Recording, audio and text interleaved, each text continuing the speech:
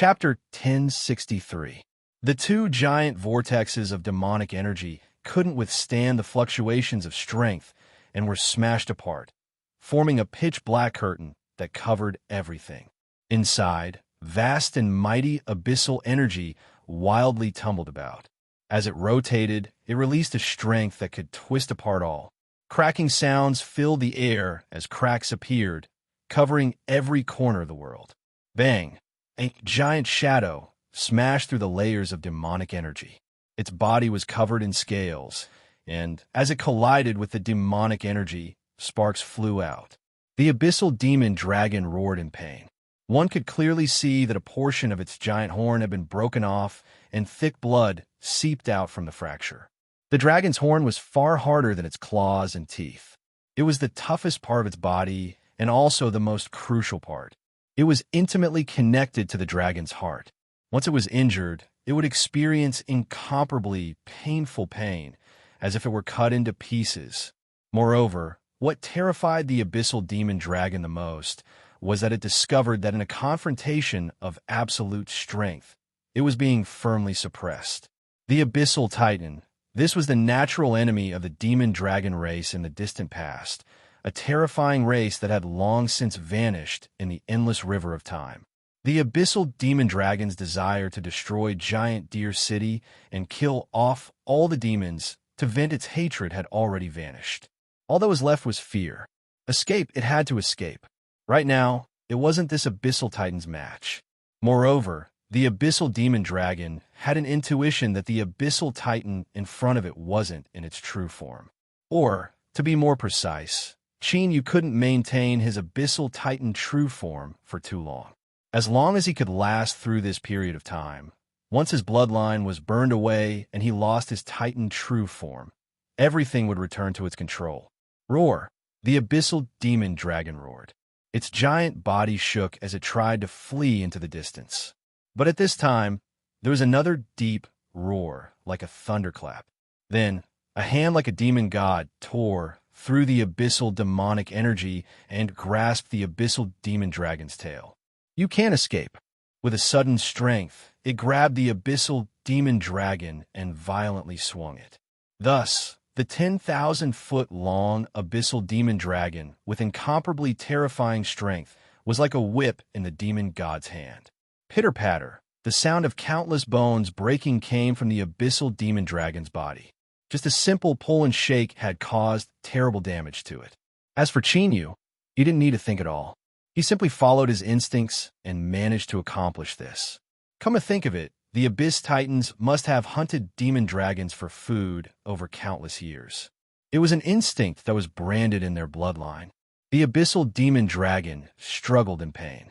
It roared out again and again. Its giant body wrapped around the abyssal titan and began to wildly contract, wanting to tear him apart.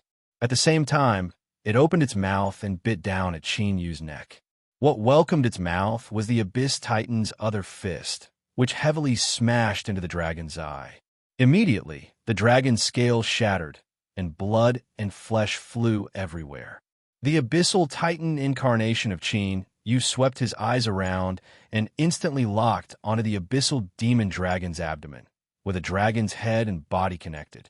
Without any reason, it knew that this place was the key to the Abyssal Demonic Dragon's body. It was highly likely that the 1,000 illusionary demonic mirror was here. The large hand suddenly stretched out, and sharp nails emerged from the tips of the fingers. They were jet black and flashed with a metallic luster. The abyssal demon dragon's eyes revealed a look of panic. It tightened its body around Chinyu's waist, hiding the area below its abdomen. The dragon's head circled around and bit at the abyssal titan's arm. The two terrifying 10,000-foot abyssal life forms began a bloody melee. For a time, roars and roars shook the heavens and earth. Countless scales and flesh flew everywhere. Destructive strength stirred up the abyssal demonic energy, forming something similar to a wild thundercloud. Everything within range suffered a destructive and indiscriminate attack. But in reality, the current battle was still the same. The abyssal demon dragon was at a disadvantage, but the abyssal titan didn't seem affected at all. Instead, because of its injuries, it became even more violent. His fingernails pierced through the abyssal demon dragon's body, tearing open a long wound. Flesh and blood tumbled outwards, and massive amounts of blood rained down. In fact, as killing intent invaded his mind, Chenyu couldn't continue suppressing the desire to eat that came from the abyssal titan bloodline. He was like a true abyssal life form. He opened his mouth and wildly bit down on the abyssal demon dragon, tearing off large chunks of flesh and chewing and swallowing them. A deep fear covered the abyssal demon dragon like black clouds in the horizon. It could feel the shadow of death and despair. After obtaining the 1,000 illusion demon mirror, it had split into 2 avatars and used this to break through the limits of its bloodline, transforming into an abyssal demon dragon. Once it reached adulthood, it would become a terrifying existence comparable to an abyssal king. It would be nearly immortal and enjoy an endless lifespan. After obtaining all of this, how could the abyssal demon dragon be willing to die like this? After a fierce struggle, a crazed look appeared in its eyes. It released the abyssal titan's jaws and emitted strange and deep syllables from deep in its throat. Like a thick drum being struck in the dark night, the deep sound constantly reverberating between the heavens and earth. Roar! The abyssal titan seemed to feel something. It roared and wildly punched the dragon's head. Flesh and blood splashed out as it tried to interrupt the dragon's speech. However, the abyssal demon dragon had clearly made up its mind.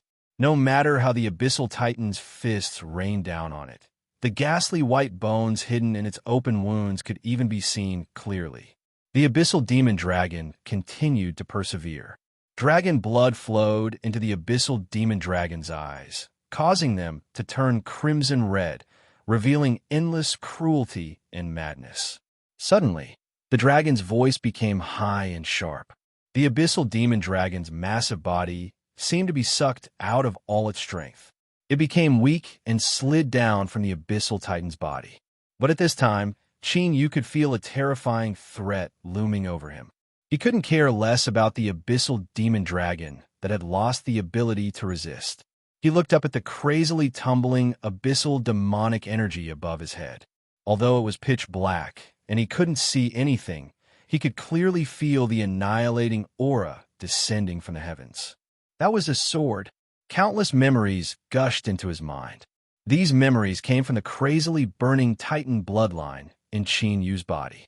The Dragon Abyss sword came from the ancestral land of the abyssal demon dragon race. It was born from the endless Dragon Abyss and was a holy artifact worshipped by the demon dragon race.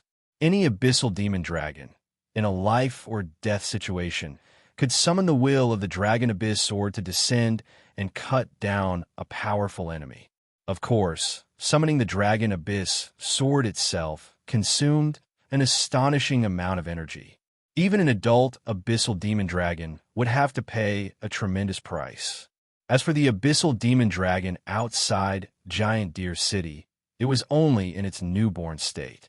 Its strength was far from enough to summon the Dragon Abyss sword. The reason it was able to succeed today was largely due to luck. Of course, it also needed to pay a heavy enough price. For instance, if the abyssal demon dragon had all its strength sucked out, even a demon general would be able to kill it. Of course, the premise of this was that the demon general had a treasure that could break through the abyssal demon dragon's defenses. Otherwise, even if they attacked for a year, they might not be able to leave a single wound on its body. The Dragon Abyss sword coexisted with the abyssal demon dragon race and had been worshipped by them for 1 trillion years. It had obtained the support of the abyssal demon dragon's will and had already given birth to its own will. The moment it arrived, it could sense the aura of its life or death nemesis, the abyssal titan. Without needing to activate it, it directly pierced out. Bang! At this moment, trillions of abyssal energy exploded. Vast tracts of it evaporated, turning into nothingness. Within the abyssal energy, a straight channel appeared. The Dragon Abyss sword was as fast as light as it shot towards the abyssal titan. An intense threat rose from the depths of his heart. The abyssal titan that Qin Yu transformed into reared back his head and roared. He reached out a hand and grasped forwards. A tremor spread out from his body, causing the cracked space around him to no longer be able to withstand it. With a loud explosion, space completely disintegrated. Then, after space collapsed, an incomparably massive black armor slowly appeared in the pitch-black nothingness. It fell directly onto Qin Yu's body. At the same time, the phantom of a giant black spear appeared. As the abyssal titan clenched its fist, it rapidly condensed. The ancient race had 3 saint mountains, and each of them worshipped a divine artifact. As for the ancient race, their bloodline originated from the abyssal titan. It could naturally summon them. Or it could be said that what the abyssal titan summoned was the true battle armor and spear. Infinite battle armor, nirvanic dragon sweeping spear. At this time, the abyssal titan donned the infinite battle armor and grasped the nirvanic dragon sweeping spear. He could immediately feel the excitement of these 2 treasures that had lain dormant for countless years. Boundless fighting spirit erupted from the depths of his heart, impacting his bloodthirsty heart. Qin Yu reared his head back and roared. Without hesitation, he lifted his hand and thrust out the nirvanic dragon sweeping spear. In the next moment, the curtain of black skies that covered everything shattered. Behind the evaporated abyssal energy, the dragon abyss sword stabbed out.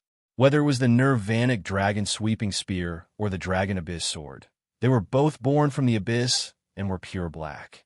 At this time, they were like 2 bolts of black lightning, one above and one below. They collided with each other with unimaginable momentum. The spear point and sword point collided. An unimaginably terrifying strength erupted from this point, sweeping out in all directions. The berserk energy shattered the 2 demonic chi vortexes, splitting the pitch-black sky curtain they had formed into 2. Whether it was the upper half or the lower half, they tumbled about and rapidly collapsed. Thus, the countless demons in Giant Deer City saw everything that was hidden within the endless mass of demonic energy. 2 terrifying figures appeared in their eyes. Just a single glance caused the hearts of these demons to nearly stop beating. Abyssal Demon Dragon. That was an abyssal demon dragon. As a terrifying creature that stood at the top of the food chain in the abyss, it possessed an incomparably resounding reputation and was feared by nearly all abyssal races. But now, this incomparably powerful abyssal demon dragon was covered in cuts and bruises. Its 10,000-foot-long body could only barely float in the air. One could clearly see the wounds on the surface of the demon dragon's body, as well as the traces of flesh and blood being torn apart from being bitten. Thus, after a brief period of blankness, all eyes turned to the terrifying figure that supported the heavens and the earth nearly 30,000 feet away. Countless demons groaned in pain in their hearts. They simply didn't dare to imagine that such a terrifying existence existed in the abyss. Chapter 1064. At this time, the giant's black armor seemed to have withstood a terrifying baptism. It had broken in many places, and its exposed flesh was torn open with countless wounds. It could be said that there was not a single part of the giant's body that was unharmed. But even with such serious injuries, he could not lower his head. The giant's back was still straight. He was like a towering mountain that pierced into the heavens, standing between the heavens and earth. No matter how the storm struck him, he would not bend in the slightest. Roar! A roar came from the giant's mouth. A terrifying sound spread into everyone's ears. In Giant Deer City, the weaker demons all vomited blood from their noses and mouths. Some of them even fainted on the spot. The will projection of the dragon abyss sword shattered and dissipated. Qin Yu's dragon sweeping spear also broke in half. But in this battle, he still obtained the final victory. The giant eyes locked onto the abyssal demon dragon. This terrifying creature that stood at the top of the food chain in the abyss emitted a panicked roar and struggled to escape. But summoning the dragon abyss sword had nearly exhausted all of its strength. The abyssal titan strode forwards. As the demon dragon roared, its fear became even stronger. But it couldn't change the outcome it was about to face. A terrifying hand grabbed the abyssal demon dragon. Another hand thrust into its body. As the abyssal demon dragon crazily roared and struggled, a giant meatball was pulled out from its body. This meatball was translucent. One could faintly see that there was a mirror made of some unknown material tightly wrapped inside. Thousand Illusion Demon Mirror. This was the Thousand Illusion Demon Mirror. Chinyu was overjoyed. Then he felt a wave of weakness erupt from his body like a black hole, crazily swallowing up his strength. The Titan bloodline and the 3 Demon Commander level demon bloodlines were about to be burnt out. In order to defeat the Dragon Abyss Sword and summon the Myriad Battle Armor and the Nirvanic Dragon Sweeping Spear, he had consumed far too much strength. He flipped his hand over his chest and used his fingernail to cut open a long hole. Then he stuffed the meatball wrapped around the Thousand Illusion Demon Mirror into it. In the next moment, the Abyssal Titan that Chinyu had transformed into let out a roar. He grabbed the Abyssal Demon Dragon with both hands and erupted with the last of his strength, tearing outwards. Thus, a horrifying scene appeared. The Abyssal Demon Dragon, which was more than 10,000 feet long, was directly torn in half from the middle with a scalp-numbing sound of flesh and bones breaking. The Abyssal Demon Dragon, whose body had been cut in half, did not die. It howled in pain and twisted its body frantically. But at this moment, the Abyssal Titan could no longer wait. It grabbed the lower half of its body with one hand and brought it to its mouth, tearing and chewing it. Scarlet blood spurted out from the corner of his mouth. As he swallowed, the Abyssal Demon Dragon's flesh and blood that he ate directly transformed into a powerful force that continued to maintain the existence of his Titan true form. All of Jilu City was dead silent at this moment. It was as if a finger with infinite power had pressed the pause button in this abyss world. All the abyss devils were staring with wide eyes at what was happening outside the city, at the sky above the natural moat that had expanded a lot. An extremely powerful and legendary abyssal demon dragon was torn in half by the hands of an even more terrifying giant. And now, before the abyssal demon dragon died, this giant was crazily devouring it in half. If they had not seen this with their own eyes, they would never have believed what they were seeing, even if their heads were cut off. Abyssal Demon Dragon. That was an abyssal demon dragon, the beloved of the abyss. It was born with terrifying strength, and when it matured, it could rival peak abyssal kings. But now, in front of this giant, it had been reduced to being torn apart as food. This contrast was too great, so great that all the demons in Jilu City could not accept this. But no matter how unacceptable it was, when it really happened in front of them, they had to force themselves to accept it bit by bit. Finally, some demons recovered from this crazy scene. Their minds began to turn, and they recalled some ancient legends. It was said that countless years ago, when the abyss was just born, many terrifying creatures were born. The abyssal demon dragon was only one of them, and it was not the strongest. This was because there was a type of giant that was born 1,000 feet tall. When they matured, they could easily break through 10,000 feet. They had infinite strength and could support the heavens and earth. Its name was Abyssal Titan, and it loved to eat the flesh of demon dragons. It hunted abyssal demon dragons for a living, and it was the natural enemy of the demon dragon race. After countless years, due to some unknown reason, the abyssal titans gradually withered and finally disappeared from the abyss world. Abyss Titan.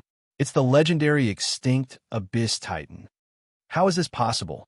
It's actually this kind of terrifying, mythical creature.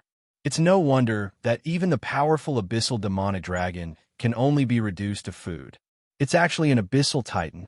Exclamations rose and fell in Jilu City. The eyes of all the demons were filled with endless respect.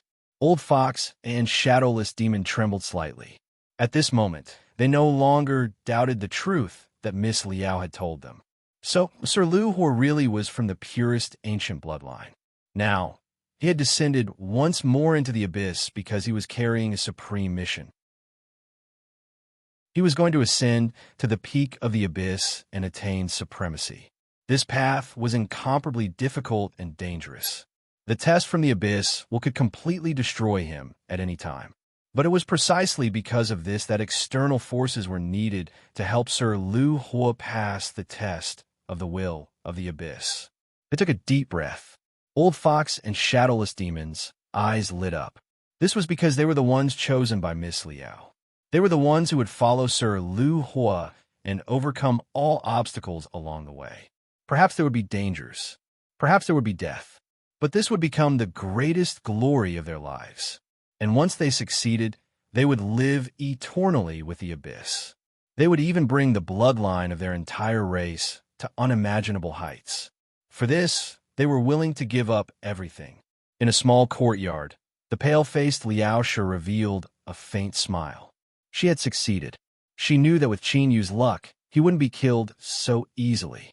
That's right, before everything began, Liao Shi didn't have absolute confidence.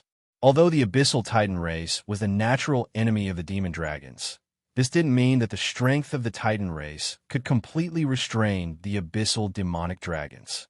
A long time ago, when the Abyss first appeared, the Titan race and the demon dragon race were born. Because of their unique tastes, the two races were like fire and water. The number of abyssal demonic dragons that died in the mouths of the abyssal titans was innumerable. But there were also many abyssal titans that lost their lives because of their greed. Of course, there is no need to say all this now. Qin Yu had succeeded. Now, it was time for her to make her appearance. Liao Shi stood up and looked outside Jilu City.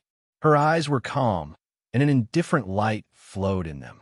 She naturally exuded an aura that made others feel awe and respect. She didn't need any power. She just stood there, and she naturally became the center of the world. Everything had to bow their heads to show their respect for her. Although the will of the abyss didn't have a brain, it was still very good at pestering people. Liao Shi narrowed her eyes, and her indifferent aura became even stronger.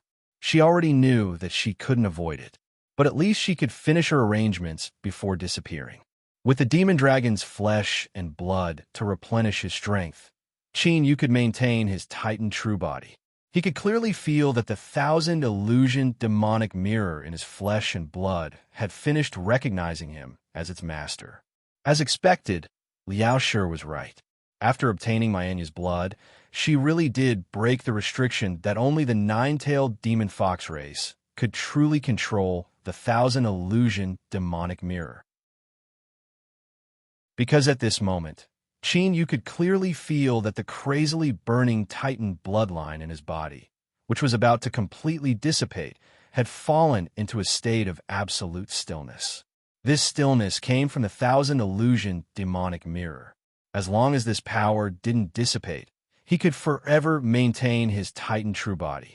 Of course, this didn't mean that Qin Yu could summon the Titan true body without fear. Although it didn't consume his bloodline, it still needed the 1,000 illusion demonic mirror's power to maintain it. Once the 1,000 illusion demonic mirror's power was exhausted, the Titan true body would automatically disappear, and it would enter a state of stillness until the 1,000 illusion demonic mirror's power was completely replenished. Only then could it be summoned again. Qin Yu silently calculated that the complete power of the 1,000 illusion demonic mirror could maintain the Titan true body for about an hour. After it was exhausted, it would take at least a month to replenish it. Every month, he could only use it for an hour. Although it seemed pitifully short, Qin Yu was already very satisfied. In the Titan true body state, he was confident that he could even face an Abyssal Demon King for a while. If he threw it out in a battle, it would be a sure kill move. Besides an Abyssal Demon King, it could crush anyone. If he wasn't satisfied with this super trump card that could be used repeatedly, then he would be too greedy. Liao Shi, this woman had really given Qin Yu a big gift, even though he had risked his life to obtain the 1,000 illusion demonic mirror. The entire process seemed to have been extremely smooth. He had beaten the Abyssal Demon Dragon all the way, and he had even eaten it. But in reality, it had been extremely dangerous. Just a little bit more, and his Titan true body bloodline would have been completely exhausted. If this had happened just a little bit earlier, then perhaps the current situation would have been completely different. The beast tied outside Giant Deer City had been scared off by the battle between him and the abyssal demon dragon, and could no longer pose a threat. As for the abyssal demon dragon, it had become its current form. The food in the abyssal demon dragon's stomach was replenishing his power. In that case, he should have survived the attack from the will of the abyss, right? Just as this thought flashed through Qin Yu's mind, an extremely angry dragon roar suddenly resounded between heaven and earth. Rumble, rumble, rumble. In an instant, endless abyssal demon energy was summoned, condensing into a huge wave and brazenly smashed in all directions. With a loud bang, the abyssal demon dragon that Qin Yu had transformed into was sent flying away like a mountain. Space shattered, and the dark void formed a giant hole. A suffocatingly large abyssal demon dragon slowly flew out from it. If the abyssal demon dragon that Qin Yu had killed had an incomparably terrifying aura, then compared to this abyssal demon dragon, it was like comparing a baby to an adult. It had only descended here, and without doing anything, but its aura had stirred up the abyssal demon dragon that had sent Qin Yu flying just now. As more and more abyssal demon dragon appeared here, the air rapidly became viscous. Breathing became incomparably difficult, as if it would freeze in the next moment. Finally, the entire abyssal demon dragon flew out of the black hole. It lay between the heavens and earth like an endless mountain range. It was at least 100,000 feet long. As its body slowly moved, the dragon scales that covered its surface collided with each other like blades of armor, emitting cold metallic sounds. Abyssal titans all deserve to die. The 100,000-foot abyssal demon dragon roared, accompanied by a cold and berserk killing intent. Every syllable was like a thunderclap, madly exploding between the heavens and earth. Chapter 1065. Qin Yu, who had transformed into an abyssal titan, revealed a bitter look. Was this the true trump card of the abyssal will? Or could it be said that the abyssal would never stop until he and Liao Shi were killed? This was unsolvable. Besides death, there was only death. It wouldn't give them the slightest chance to live. The so-called flow of the heavenly Tao always left a sliver of hope. This saying simply didn't make sense in the abyss. It wasn't that Qin Yu was too pessimistic or that he had no confidence in himself, but that the abyssal demon dragon he faced right now was terrifyingly strong. Abyssal titans hunted demon dragons and ate their flesh and blood to survive. Perhaps when they were equal in strength or slightly weaker, they would have a slight advantage. But if the difference in strength was too great, then the hunting parties would have to switch positions, just like the current situation. 100,000 feet long, this abyssal demon dragon was in its peak condition. And according to the common concept of abyssal creatures, the larger the body, the stronger it was. Its true strength far surpassed that of ordinary abyssal kings. How could they fight? How could they fight for their lives? In Jilu City, almost half of the demons in the city fell unconscious after being struck by the 100,000-foot demon dragon's aura. At this time, only a small portion of them remained conscious. These were the strongest demons. Even so, their faces were pale and their eyes were filled with fear. Today, their horizons had truly been broadened. Terrifying creatures appeared one after another. First was an abyssal demon dragon that was torn in half and swallowed by the abyssal titan. Then, in the blink of an eye, a 100,000-foot long abyssal demon dragon that was clearly at the demon beast king level had instantly suppressed the abyssal titan. What? Both sides hadn't even fought yet. So how could they see that the abyssal titan had been suppressed? Nonsense. Was there even a need to say anything? This demon dragon's body was 100,000 feet long, and when it descended, it stirred up waves of demonic energy that sent the abyssal titan flying away. There was nothing to say about this obvious difference in strength. Old Fox and Shadowless Demon froze. With their strength, Their fates were only slightly better than the other demons, and their faces weren't so pale. Now, their eyes widened in shock, and they subconsciously gulped. Could this be the true test from the abyss that Miss Liao Shi had mentioned? Wasn't this a little too strong? They admitted that Lord Flowing Fire, who possessed the bloodline of the Abyss Titans, could be said to stand at the peak below the Abyss Kings. In fact, they might even be able to escape from the Abyssal Kings. However, the difference in strength between them and this dragon that was clearly at least at the level of an Abyssal Demon Dragon Elder was simply too great. It was so great that they couldn't see any possibility of survival. Faced with such a situation, the two of them could only hide as far as they could. They did not dare to approach at all, let alone help. Just when Old Fox and Shadowless Demon were in a state of panic and fear, the courtyard door opened with a Jia sound, and Liao Shi walked out. She swept her gaze around and landed on Elder Fox. She thought for a moment and said, "Show your true form and send me out of the city." At this moment, being shrouded by her gaze, Old Fox instinctively felt great reverence and fear. He couldn't even think of resisting. With a flash of demonic light, a demonic fox that was several zhang in size appeared before Zhang Xian's eyes. It bowed respectfully to Liao Shi. Climbing onto the demonic fox's back, Liao Shi took a few deep breaths and patted it. "Let's go." The demonic fox's body moved, and it leapt into the air. Demonic energy condensed in the air, wrapping around its body and forming a barrier. Then, its forelimbs moved, and it quickly rushed out of the city. The demonic dragon's ice-cold eyes locked onto the Abyssal Titan. Ruthless killing intent surged within his eyes. It had sensed the will of the Dragon Abyss sword, which was why it had shattered the void of the abyss and directly descended upon Julu City. But it was still a step too late. The demonic dragon could smell the scent of the demonic dragon's blood that had yet to dissipate in the air. There was a trace of impurities in the immaturity. It was clear that this was a little fellow with the demonic dragon's bloodline that had luckily evolved into a dragon's body. As long as it entered the demon dragon ancestral land and borrowed the power of the dragon abyss, it would be able to wash away the impurities in its body and make its bloodline perfect. These juniors that evolved into demonic dragons through self-transformation often had even more outstanding aptitudes.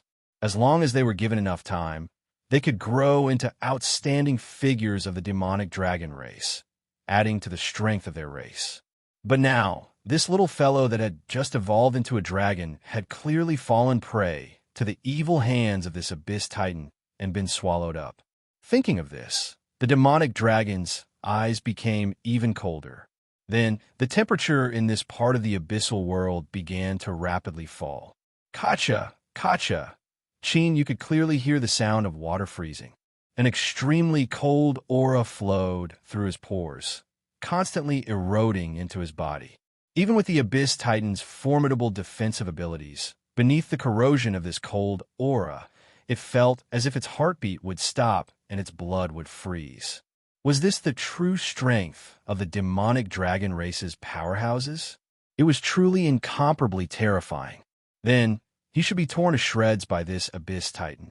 A trace of fear flashed in Qin Yu's eyes. This was a normal reaction that any living being would have when facing death. Perhaps it was because of some formidable will, mission, or belief that some people or other living beings could face death with equanimity. But in the moment of death, they would all feel fear. This was the instinct that all living beings had toward survival. No one was an exception. But soon, the fear in Qin Yu's eyes was covered up by a ruthless madness. Even if he was doomed to die, he absolutely couldn't just wait for death to come. He couldn't wait for death to come. No matter what time it was in his life, it was absolutely impossible. The 100,000-foot demonic dragon was terrifying, but even if he risked his life, he had to tear off a piece of flesh from its body. Even if he couldn't tear off its flesh, breaking off a scale was a good result. In short, he couldn't just die like this without paying a price. Within his chest, the heart of the abyss fiercely beat.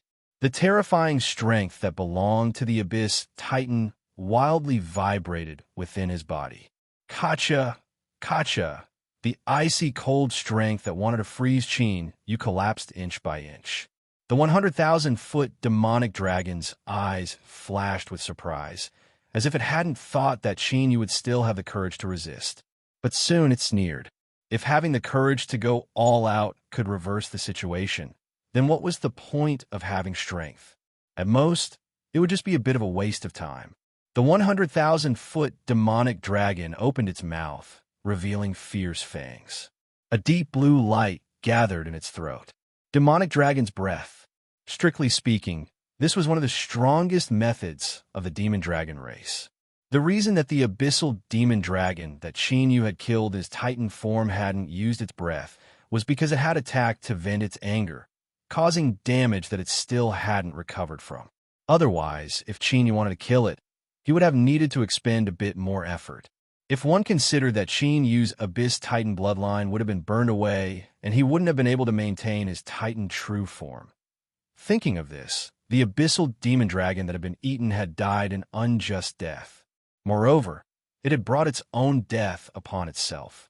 The deep blue light became increasingly bright, like a fire quietly burning beneath ice. It didn't seem hot, but it possessed the strength to destroy all. If the dragon's breath truly descended, then even if Qin Yu was in his Abyss Titan true form, he would still be incinerated into nothingness in an instant. His soul and body would vanish without a trace. But at this time, the 100,000-foot demonic dragon's eyes fiercely shrank, as if it had felt some great threat. It fiercely turned its head, its dragon eyes stubbornly locking onto Jilu City. In its line of sight, an extremely weak white fox was flying over, riding on demonic energy. What gave it this feeling of danger was clearly not this white fox that wasn't even enough to fill the gaps between its teeth. But the dangerous aura was indeed coming from its body. Then, a white and delicate hand reached out and pushed aside the white fox's long fur. She said with dissatisfaction, "Fox, your fur is too long. You really need to cut it." Liao Shi revealed her face and looked up at the 100,000-foot demonic dragon. Her lips curved up in a smile, and she waved at it. "Big fellow, this is the first time we've met. Hello." There was no way to describe the mood of the demon dragon race's elder arcane dragon. He didn't feel the least bit of aura from this woman in front of him. She was so weak that she was like an ant that wasn't even worth mentioning. Such a small thing could kill tens of thousands of people with just a glance, let alone a single breath. But for some unknown reason, when Elder Arcane Dragon faced Liao Shi, he felt a deep sense of fear and dread. In fact, he even had a strange feeling, as if an extremely sharp bone-scraping knife was placed between his eyebrows. If he dared to show the slightest bit of disrespect or make any other movements, he would be pierced through, an icy cold feeling seeping into his heart. Just who was this woman? Why did she give him such a terrifying feeling? It had to be known that as an elder of the demon dragon race, Arcane Dragon's strength had nearly reached the peak of the abyss. In his race, there were only a few powerful ancient demon dragons, including the Patriarch and several extremely talented kings of the demon race. He had nothing to fear, even someone as powerful as him. Facing this woman who had no aura at all, he actually felt the threat of death that he hadn't felt in a long time. This was simply a joke. But now, Elder Arcane Dragon couldn't bring himself to laugh at all. He slowly closed his mouth and retracted the dragon breath that was about to erupt. He looked at Liao Shi with a solemn expression and lowered his head in the etiquette of the demon dragon race. Demon dragon race Elder Arcane Dragon greets the miss. Liao Shi nodded. Elder Arcane Dragon is truly a very polite person. I feel relieved. She blinked and pointed a finger at Qin Yu. Can you release this boy first, and then we can have a good talk? Don't worry, this is a good thing for you. Elder Arcane Dragon hesitated for a moment. Then, he retracted his strength that imprisoned Qin Yu.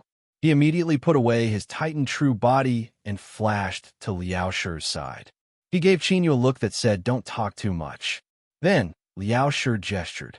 "Elder Arcane Dragon, please follow me back to my dwelling. However, you should change your appearance first." This state isn't too convenient.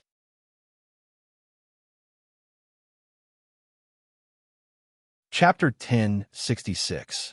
Demonic energy flashed, and the 100,000-foot demon dragon vanished from sight. Elder Alpha transformed into a middle-aged demon around 40 years old. He wore loose black robes and had a graceful bearing. That's also good. I also want to know what the miss wishes to discuss with me. Liao sure didn't speak further. He patted the white fox beneath him and beckoned to Chinyu. Let's go. Thus, all of the awake demons in Julu City widened their eyes in horror. They watched helplessly as a terrifying 100,000-foot demon dragon transformed into human form and swaggered in.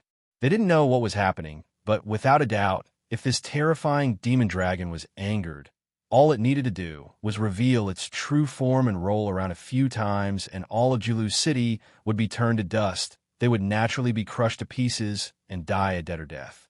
Shadowless Demon believed that he had seen many great scenes in his life and experienced many dangers and tribulations. Even so, his mouth was still dry, and his throat felt like it was stuffed with straw. He couldn't make a single sound. Although the middle-aged Elder Arcane Dharma had done his best to restrain his aura, he still felt like a towering mountain that was still moving in Lin Ming's perception. At most, he could only be considered an unremarkable ant crawling at the foot of the mountain. Liao Shi jumped off the white fox. He stumbled and nearly fell to the ground. Chinyu pulled him up and patted his head. It's been too noisy outside the city recently, and I haven't had a good rest. I apologize for making Elder Alpha laugh. Please come in. Elder Alpha's lips twitched. With his eyesight, he certainly wouldn't be mistaken. This woman really was weak just now and had nearly fallen over. But it was this sickly-looking woman who couldn't even stand steadily, who gave him a feeling of extreme danger. Moreover, he really didn't dare to do anything. As the two of them met, he could faintly feel that she was in a position where she controlled the initiative. This was really strange. His thoughts raced several times. Elder Alpha smiled and nodded. He followed Liao Shi into the small courtyard and swept his eyes around. Luckily, he didn't sense anything wrong. It seemed that she really was prepared to have a good talk with him.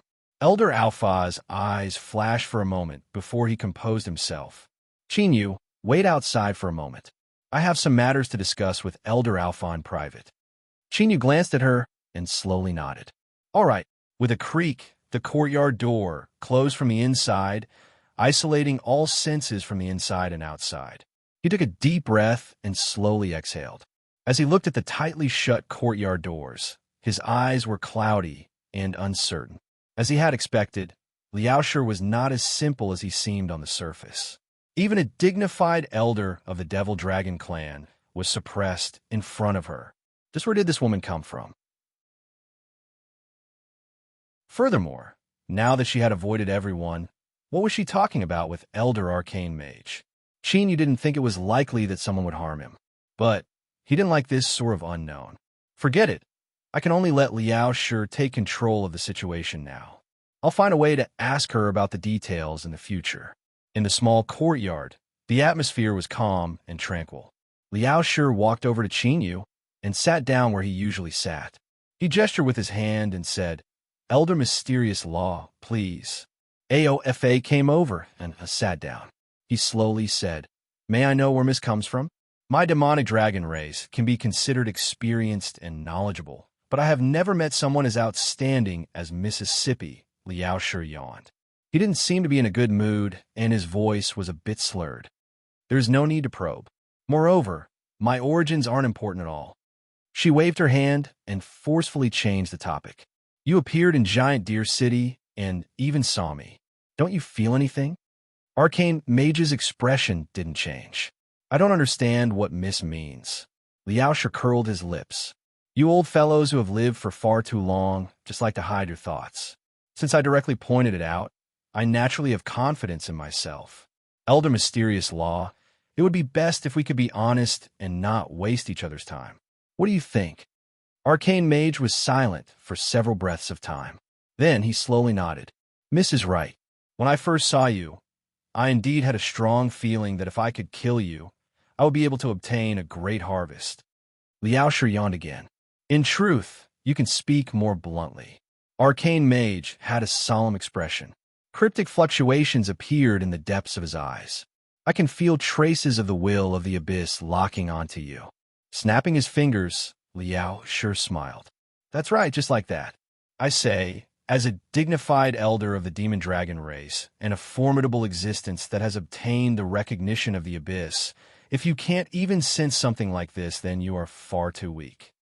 Rubbing his temples, Liao Shi raised his spirits and continued. I have a question. Since Elder Mysterious Law sensed the will of the abyss locking onto you, why didn't you attack me? You should know that as long as you kill me, the will of the abyss will give you a great reward. Arcane Mage shook his head. We abyssal demon dragons, although we are proud of our bloodline and arrogant in our actions, we do not lack intelligence. The will of the abyss has locked on a miss, but hasn't directly attacked you. This in itself is the greatest warning to me. So how could I possibly dare to attack Miss? Talking to a clever dragon is always a waste of energy. Liao Shi snapped his fingers once more. Thus, you don't dare to lay a finger on me, but you want to lay a finger on me. Furthermore, I can give you a chance to lay a finger on me without even lifting a finger. It may sound complicated, but do you understand what I mean? Arcane Mage nodded. I understand what Miss means. Then, what do you need me to do? It's very simple. After I disappear, the demon dragon race will no longer be able to hunt down that boy outside. Don't try to play dumb with me. You and I both know who I'm talking about. Liao Shi's lips curled up. Of course, this is only the first condition. After all, my value is extremely high, and I cannot be sold cheaply. Arcane Mage's expression was calm. Of course, this is only a small matter. The Abyssal Titan race has already been destroyed, and part of their bloodline has been spread outside. It cannot affect the Demon Dragon race in the slightest. Very well, then I will state my second condition. Liao Shi thought for a moment, and then continued. Because of a certain reason that I cannot tell you, I promise to guarantee that this boy will live well in the abyss. However, he was truly a restless person. His ability to attract trouble was top-notch. So, the second condition is to give him a keepsake of you that can summon you at a time of crisis. Arcane Mage frowned. He thought for several breaths of time and slowly said, I can't agree. But, as Miss said, if the trouble this person provokes is too great, so great that it will threaten my safety, then I have the right to refuse. Liao Shi chuckled. No, Elder Arcane Mage, it seems that you still don't understand the current situation. I'm only telling you my conditions. In truth, I am not giving you a chance to bargain. Of course, you can also choose to refuse, because I am confident that I will be able to find other partners to cooperate with. These words were impolite and directly swept away his face. But Arcane Mage wasn't angered. His frown deepened, and he thought for several breaths of time.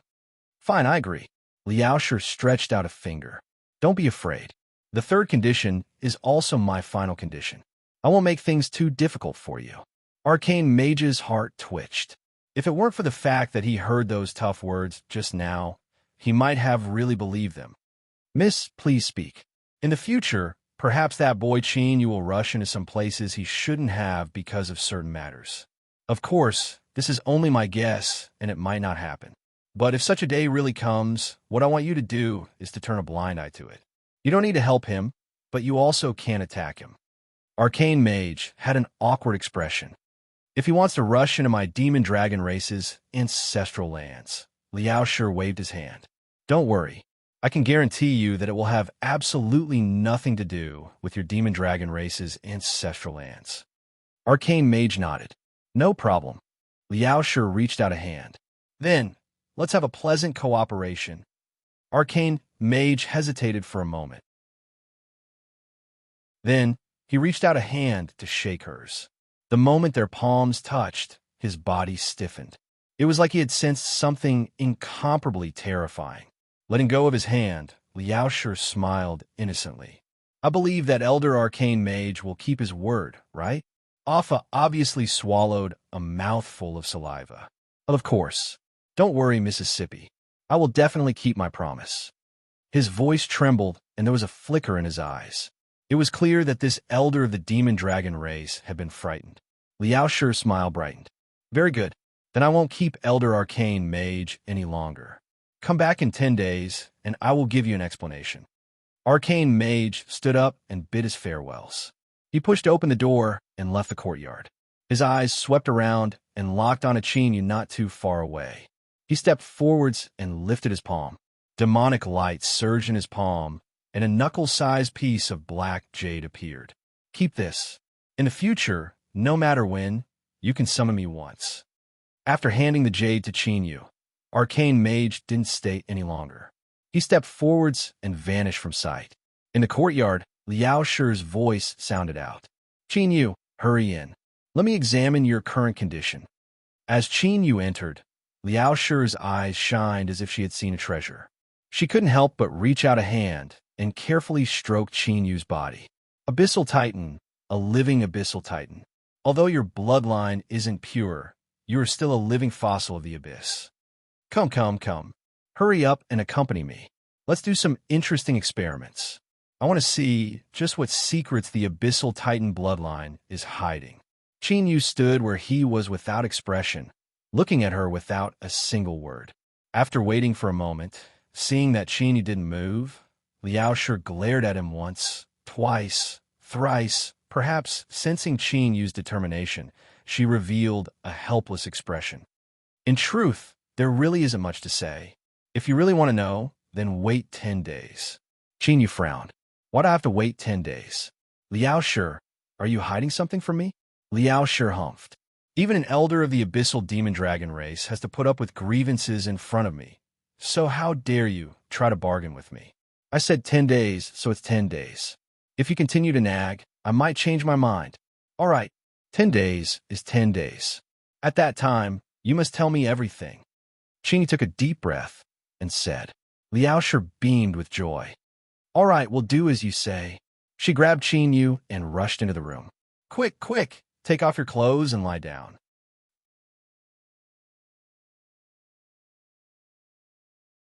Chapter 1067.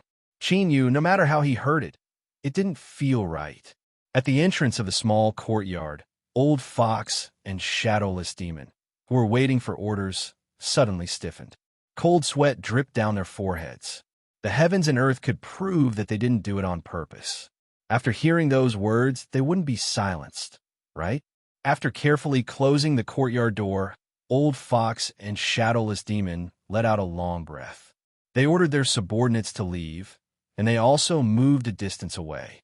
Who knew what would happen in the courtyard next? It was best to stay far away so that they wouldn't get themselves killed. After all, even the elder of the demon dragon tribe had been captured by the man and woman in the courtyard. If they wanted to crush them, it would be a piece of cake. Enduring the discomfort in his body, Chinyu gritted his teeth and cooperated with Liao Shi. He completed her series of strange requests and then hurriedly escaped. It wasn't that Liao Shi's requests were too excessive, or that the process was too painful that it was hard to accept. For example, forget it, there was no need for examples. In short, it was just some things that made him feel uncomfortable.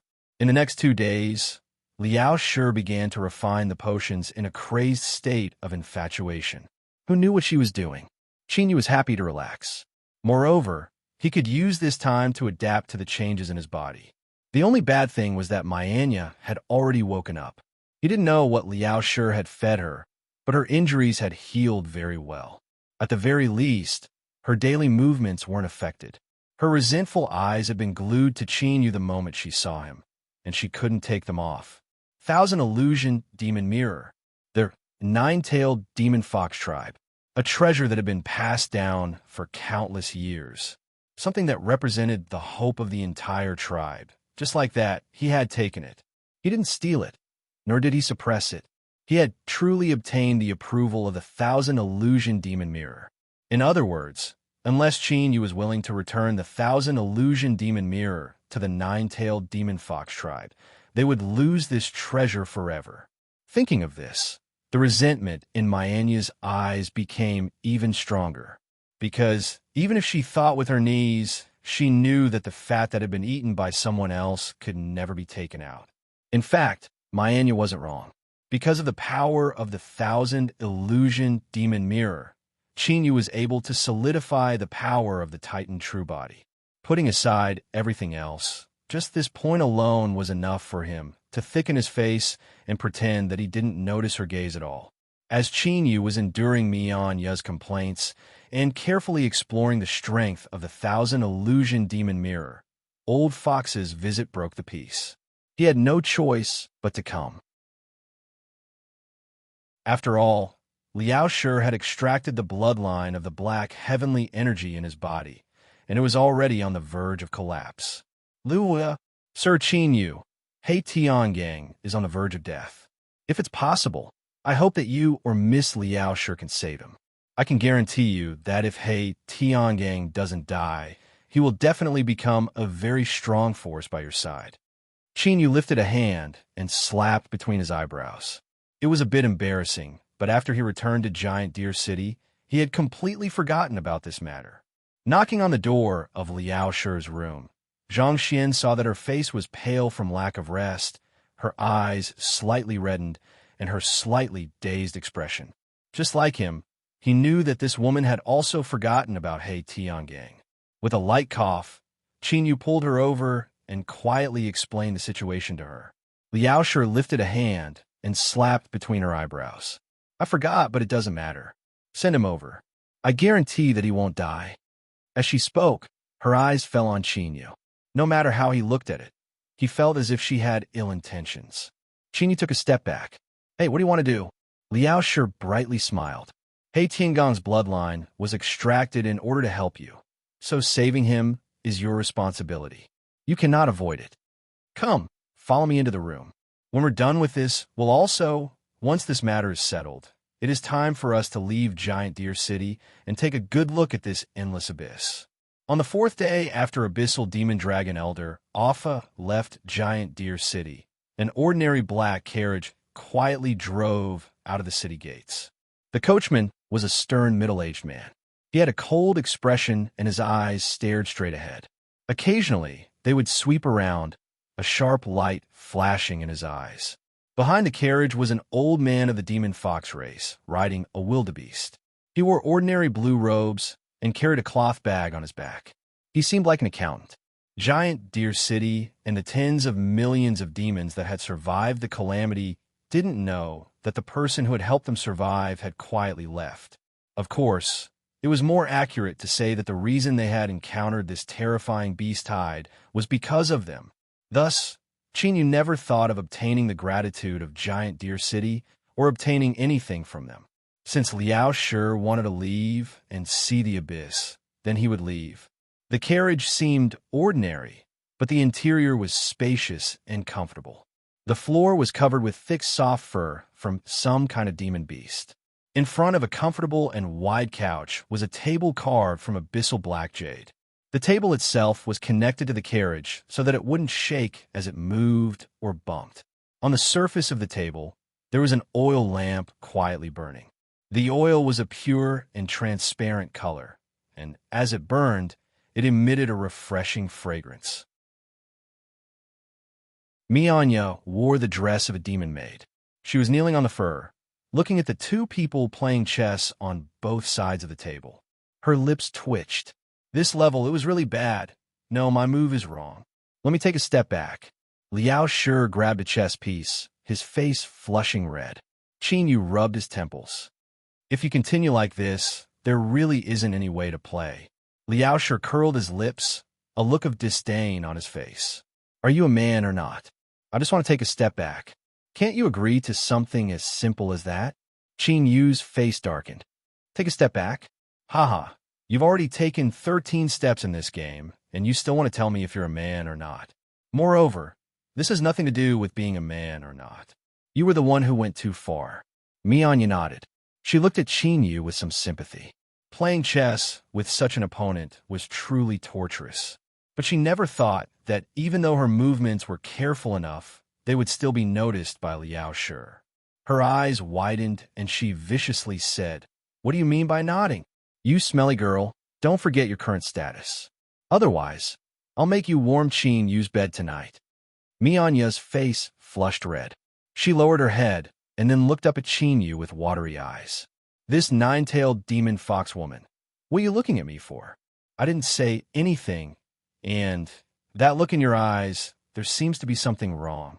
Chin Yu's complexion darkened even further. He pointed a finger at the window. The window was forged from special demon crystals. Although it looked pitch black from the outside, one could clearly see the scenery outside from within. This lake isn't bad.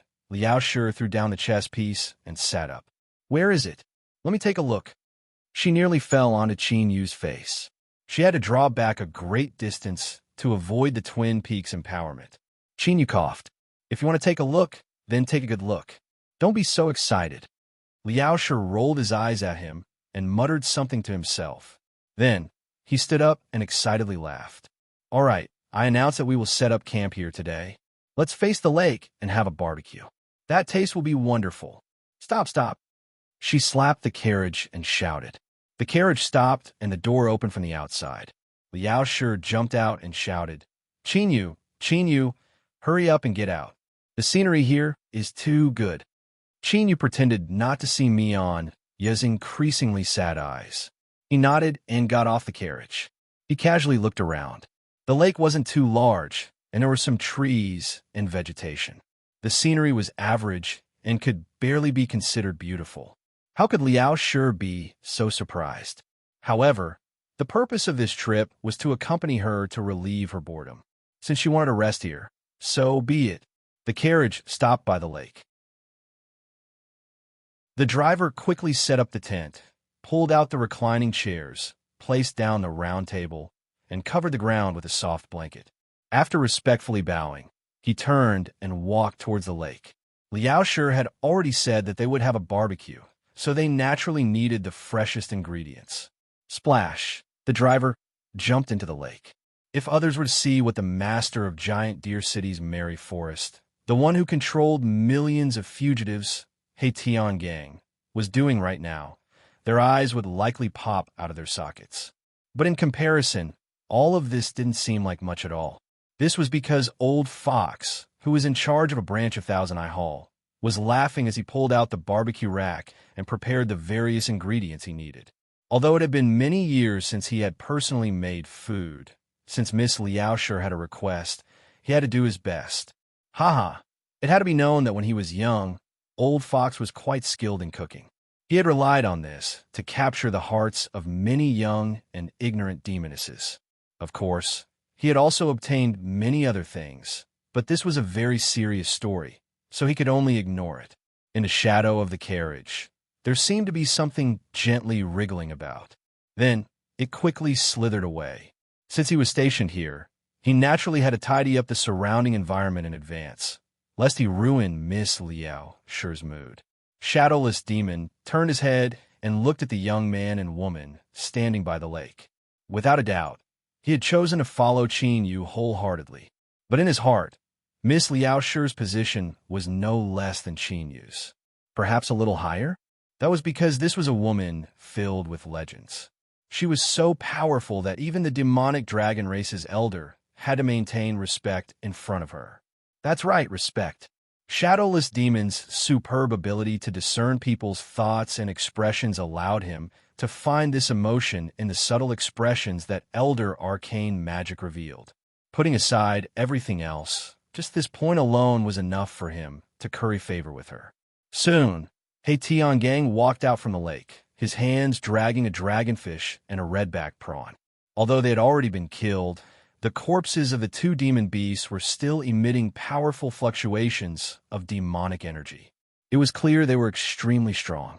But even so, facing the attack of a demon commander, they were unable to resist at all. They were cleanly sliced apart without the slightest ripple on the surface of the lake. Shadowless Demon quietly returned to the shadow of the carriage. Only, there were several demon beasts that had just died on the ground. These demon beasts were all excellent barbecue materials. Old Fox began to get busy. He ran far away and cut open their bellies, skinned them, cleaned them, and skewered them. As the charcoal fire burned, The air began to fill with an extremely tempting fragrance. Liaosher picked up a skewer of roasted prawn meat and took a bite. His eyes widened, and he nodded repeatedly at Old Fox. Delicious, delicious. Old Fox, your cooking skills are quite good. It would be a pity if you didn't open a barbecue stall. Mianya quietly rolled her eyes. Only the young miss would have a clear conscience and allow a demon commander-level powerhouse to do something like this. Open a barbecue stall? Let alone impossible. Even if you did open one, who would dare to spend money there? He took a bite. The barbecue was a bit hot, but the taste was truly wonderful. Moreover, there was a rich, demonic energy contained within the meat. I'll eat, I'll desperately eat. This could also be counted as a form of cultivation. Only those who had 3 demon marshals as their servants could easily eat this kind of high-quality food. Of course, they couldn't miss this opportunity.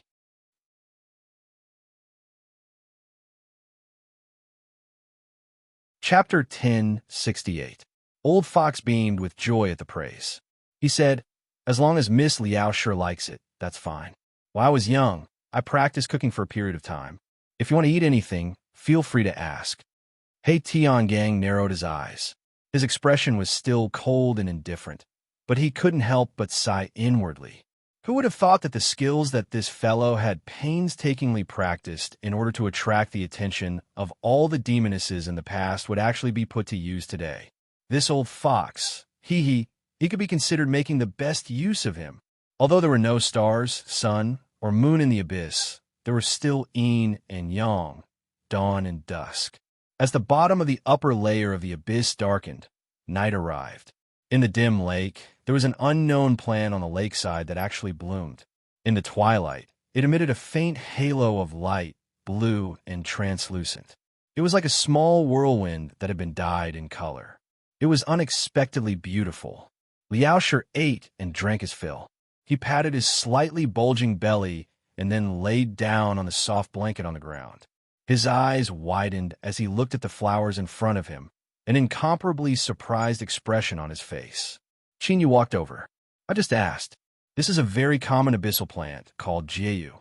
It blooms at night and closes during the day. Do you have to be so ignorant? Is there need to do this?" Liaosher humped twice. He snappily said, "Great official Qin, you are far more experienced and knowledgeable. Have you been to the abyss before?" Qin Yu's face darkened. He discovered that Liaosher's ability to piss people off was increasing recently. He coldly sneered and flicked his sleeves before walking away. He drew back some distance and sat down on a recliner. His eyes fell on Liaosher, who was still lying on the ground and watching with rapt attention. A trace of softness appeared in his eyes. He could feel that Liaosher was truly happy from the bottom of her heart. Although he didn't know what it was fine as long as she was happy. 10 days after today, half of it would be over. He didn't know whether or not Liaosher would keep her promise and tell him everything. As Qin Yu was thinking, there was some movement in the distance. Soon, a group of demons appeared in his line of sight. "Stop," someone ordered, and the group came to a halt. "I think this place is relatively quiet. It isn't safe to travel at night, so let's set up camp here." The indifferent voice of the young man sounded out naturally. There was an unquestionable aura of someone in a superior position. It was clear that his status was not ordinary. In the group, the commander of the demon guards in charge of safety swept his eyes over the lakeside. It was obvious that there was a carriage parked there. He frowned and said, "Young master, there are already people here. If there are too many people, we might as well camp for a while longer." "If there are people, then let them leave. Do I need to give instructions for such a small matter?" The young voice rang out again. The guard leader's eyes revealed a trace of helplessness. "Yes, I understand." He turned around and was about to order his subordinates to disperse the people by the lake when he suddenly stopped and looked at the figure walking towards them. Tiangong's face was expressionless as he walked in front of them. "My master is resting here and does not wish to be disturbed. Please leave immediately. You're courting." Before one of the guards could finish his words, he was sent flying with a heavy kick. The guard captain's face paled, and he forced a smile and said, "My apologies. our subordinates are ignorant of the rules and offended you. We'll leave right now." Hey Tiangang nodded. "Thank you." He turned and left. After finding the unconscious demon guard, the caravan quickly left.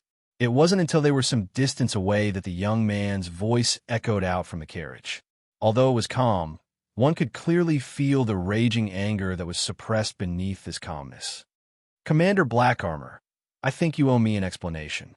The guard captain turned his head to look at the nearly invisible lake. Only then did he truly relax. But he still subconsciously lowered his voice and said, "Young master, the person we just spoke with is incomparably strong. He is at least a peak demon general to be able to casually order around someone like that. As a servant, he absolutely has a great background. It is best if we don't come into conflict with him." The young man was silent for a moment. Then his tone became light. "We won't stop tonight. Let's continue on our way." "Yes." Seeing that the guard captain didn't pursue the matter further, Blackarmor was happy. Although it was possible that they would encounter some demon beasts at night, compared to the conflict with those people behind them, it wasn't a problem at all. The small disturbance dissipated before it had even fully formed. Qin Yu and Liao Shi didn't even know what had happened. The next day, they enjoyed another refreshing breakfast by the lake. Liao Shi pulled Qin Yu back to the carriage, shouting that yesterday's battle hadn't been decided yet. So today, they had to kill each other. Qin Yu lifted a hand to his forehead, feeling as if he wanted to die. The chess game of the abyssal demon race could be considered interesting, but when the opponent was an unreasonable woman, it became nothing more than a torture. He braced himself and played 3 rounds with Liao Shi. In the end, he lost 2 and won 1.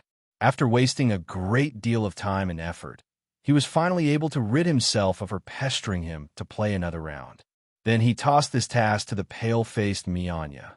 After drinking several cups of herbal tea in a single breath, he felt the clogged feeling in his chest dissipate. He found a comfortable place to lie down and unknowingly fell asleep.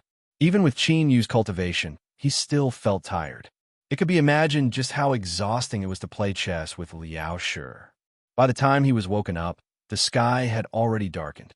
Qin Yu narrowed his eyes and saw the pale Mianya in front of him, her eyes filled with grief. He thought that this was truly tragic, but in this sort of situation, he could only apologize and forget about it. Liao Shi had already walked out of the carriage. He pointed not too far away, towards a small demon city with flickering lights. He laughed and said, "We'll be staying here tonight."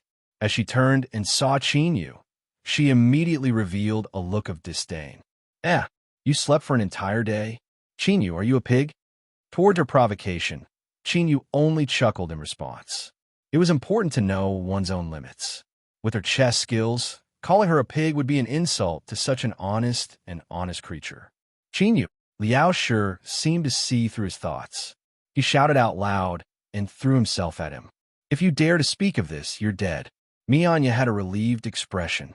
She thought that he had finally endured everything she had suffered, but Miss Liao Shi's chess skills were really, really bad. After arguing for some time, the carriage quietly entered the small city and chose the largest inn to stay in. When the carriage stopped, He Tiangang swept his eyes over several carriages not too far away. He furrowed his eyebrows for a moment before composing himself. The demon that opened the inn was an old man from the fox race. Indeed, this race was naturally quick-witted and was good at using money to do business. The demon fox race was said to be in control of nearly a third of the various industries in the entire Dark Abyss. Of course, the demon fox race itself wasn't considered strong. This so-called one-third of the industries were mostly managed by the demon fox race. Even so, this was enough to show just how high the demon fox race's level of management was. The 2 old foxes chatted happily. Old Fox introduced himself as the accountant that followed the boss on this trip. The old fox opposite him immediately arched an eyebrow, a proud and reserved expression on his face as he said, "When it comes to managing finances and accounts, there is no one in the entire Dark Abyss that can compare with our demon fox race." Old Fox nodded in agreement to this. If it weren't for the fact that there was still a group of people waiting, then looking at the two old foxes chatting happily. They would likely be holding hands and going to the back residence to eat chicken and drink wine. Thanks to Old Fox, then owner said that although an honored guest had arrived just now and occupied several of the best rooms in the inn, there were still some rooms that they didn't normally open to the public and were only used to entertain friends and family. Thus, he took them out to entertain them. Old Fox repeatedly expressed his thanks. Then owner called over a servant and led them to choose a room. The location was indeed good. Moreover, there was a small river behind the inn. As soon as one opened the window, they could see the lights on the riverside and the branches of the demon willow fluttering on both sides. Liaoshe was very satisfied. Then, he unceremoniously chose the best room. There were 2 suites inside and outside, and the area wasn't small. Then, he turned around and pointed at Chinyu, who was preparing to choose a room. He arched an eyebrow and said, "You and I will be in the same room. You're not allowed to argue. You've already slept for an entire day, so tonight is the time for you to show your strength. This time, I'm going to kill you until you're utterly defeated." One could clearly see the cunning smile on the inn owner's face stiffen. He looked at Liaoshe and then at Chinyu, wondering if the youths of the demon race were so open-minded these days. Moreover, this young girl was so beautiful, and yet she didn't understand the slightest bit of restraint. In front of everyone's eyes, she had actually challenged a man. This was truly a loss of face. Before this, in order to avoid unnecessary trouble, Liaoshe and Chinyu had disguised themselves a little. They appeared to be ordinary high-level demons. The appearance of a member of the royal family was far too eye-catching. Old Fox's lips twitched. He certainly knew that his fellow demon had misunderstood, but he didn't dare to say anything rude. Otherwise, this might have to change owners after today. He lightly coughed and wrapped an arm around Old Fox's shoulder. "Come, bring us to our rooms. The young master and miss must be tired today, so you should rest early." As he spoke, he glanced at Mayanya.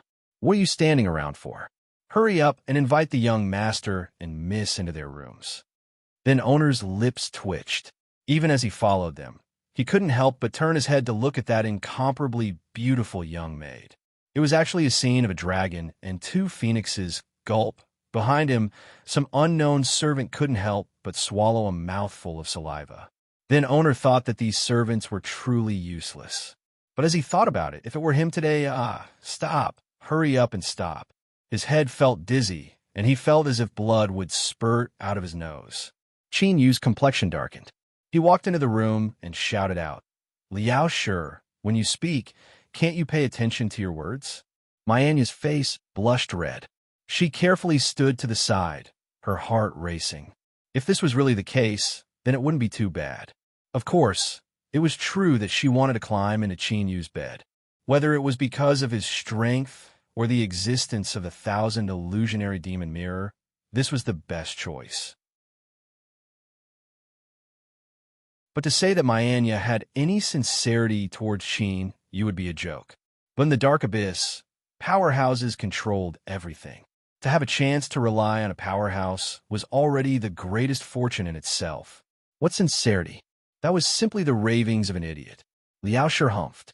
If your heart is pure, then everything is pure. If your thoughts aren't pure, then you can only look for reasons within yourself. As she spoke, she glared at Chinyu. "And you little hussy, just what is going on in your head? Although I don't oppose you relying on your own abilities to climb into Chinyu's bed, you should at least restrain yourself when you're in front of me." Mayanya said that she would make the bed for them, and then left with a red face. But before she left, she glared at Chinyu, her eyes like 2 small hooks that wanted to pull out his soul. Liaoshe jokingly called her a coquettish fox. He pointed at Chinyu and said, "You better be careful.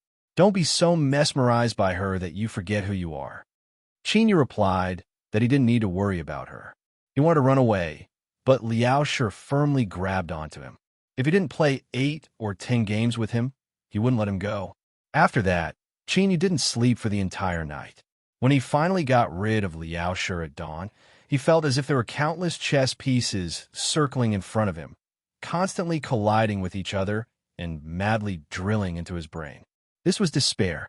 As for Liao Shi, even though he hadn't slept all night, he was still in high spirits.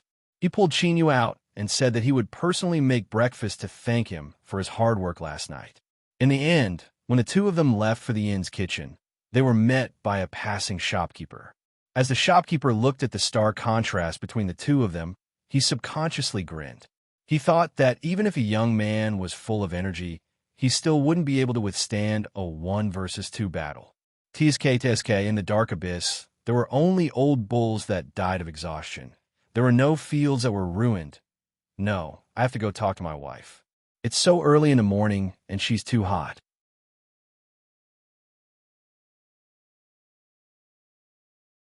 Chapter 1069. Reality proved that no one was omnipotent. Even though Liao Shi had an unfathomably mysterious background and was a peerless demon refiner, his cooking skills were lacking. Qin, you didn't know just how much determination it took for him to endure the torture and stuff that could be called food into his stomach. After finishing this hellish breakfast, he vowed in his heart that he would never allow Liao Shi to take a single step into the kitchen again. As for how to persuade her to give up on her goal of becoming a top chef, a woman had to live a refined life. Yes, that was it. Mianya had a sympathetic expression. She suddenly realized that the reason Qin Yu was still alive and kicking was because of the powerful abyssal titan bloodline in his body. If it were an ordinary demon, they would have been tortured to death in minutes. The small city wasn't large, and there weren't many fun places to go. After Liao Shi asked a few questions, her eyes brightened. This was because she had heard some exciting news. Several thousand miles away from the small city, 5 Element City would be holding a massive auction. It was said that countless treasures would be sold, and there would also be many rare and precious treasures from the abyss on display.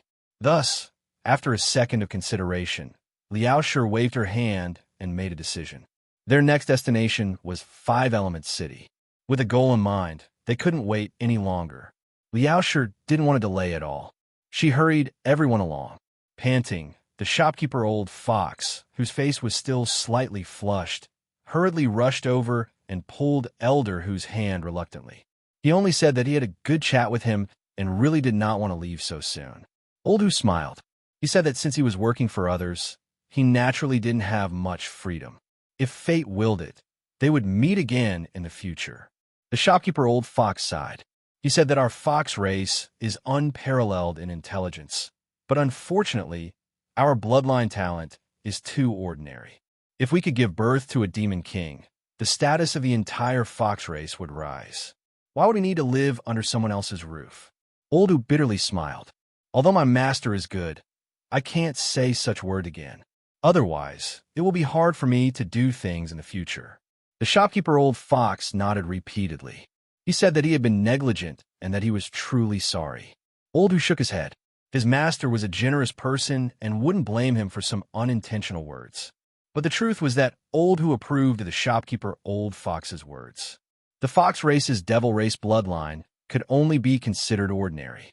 It was only because of their superior intelligence that they managed to maintain their current status as a middle-class abyss race. However, if a Fox Clan king were to be born, he would naturally be able to lead the entire Demon Fox clan to an unprecedented peak. And now, he was working hard for this goal. As long as His Excellency Qin Yu could break through the layers upon layers of trials and obtain the approval of the Abyss Will, he would surely become the only supreme ruler of the Endless Abyss. At that time, he would naturally be able to obtain everything he wanted. While Old Fox and the owner of the inn, Old Fox, seized the time to bid farewell, the other group of guests had already left. There were 3 dragon horses in charge of pulling the gigantic carriages. Although the dragon race's bloodline was thin since they had no horns on their heads, they were still dragon horses. They were top-quality demonic beasts, and they could easily travel 10,000 kilometers in a day. With 3 dragon horses pulling the carriage, he could naturally be considered an honored guest. Furthermore, there was a group of guards that were clearly not to be trifled with.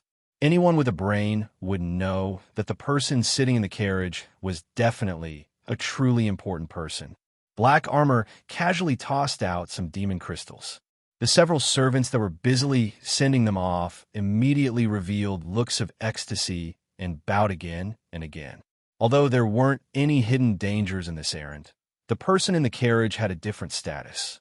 If something were to happen, they would all suffer a calamity. Not daring to be careless, Black Armor swept his sharp eyes around. But at this time he froze. Not too far away, there was a lonely carriage and an ordinary wildebeest. They were calmly waiting by the roadside for their masters to arrive. The day before yesterday, although it had been late at night, and he hadn't been able to see too clearly, when Black Armor's eyes fell on this carriage, his heart shrank. His intuition told him that the masters of this carriage were those people he had met by the lake that day. His first thought was that they had caught up. But soon he suppressed this thought. If they really wanted to make things difficult for him, they could have done so that day. There would have been no need to go through so much trouble. Moreover, they had clearly stayed in this inn. Since there was no movement from them, it meant that the matter from that day had already been resolved. Black Armor let out a long breath, his heart relaxing. In his opinion, this was the best possible result. At the same time, he sighed inwardly, as expected of someone with a profound background. Even this breadth of mind was not something that ordinary people could compare to. After all, the young master in the carriage that day had not concealed his words. With the strength that one of the other party had displayed, they must have already noticed. With this conjecture in mind, Zhang Xian looked at the seemingly ordinary armored carriage once more, and he noticed something strange about it. For example, its size was obvious. It was much larger than ordinary armored carriages, so the interior must be very comfortable. There were also windows that couldn't be seen from the outside. There were also some complex and beautiful patterns on the surface of the crystal. Black Armor had seen this kind of window material before. It seemed to be a very precious and special kind of demon crystal that was quite expensive. There were also the ruts of the carriage and the marks on the ground. This showed that the weight of the entire carriage was quite astonishing. It was likely that beneath this ordinary exterior, the interior had already been reinforced and arranged countless times. The carriage was so heavy, yet could be easily pulled by just two ordinary wildebeests. Either the carriage itself used a demon array, or these two wildebeests were absolutely not ordinary. Thinking about it, the latter was more likely. Their team's dragon horse was here, and its aura would suppress horse-type demon beasts. But now, these two wildebeests, no, three wildebeests, including the one at the back, didn't seem the slightest bit out of the ordinary. They clearly had a powerful background and powerful guards, but they were acting so low-key. There must be something going on here. Black Armor took a deep breath and looked away, suppressing the tumbling thoughts in his heart. It was best not to care about other people's affairs.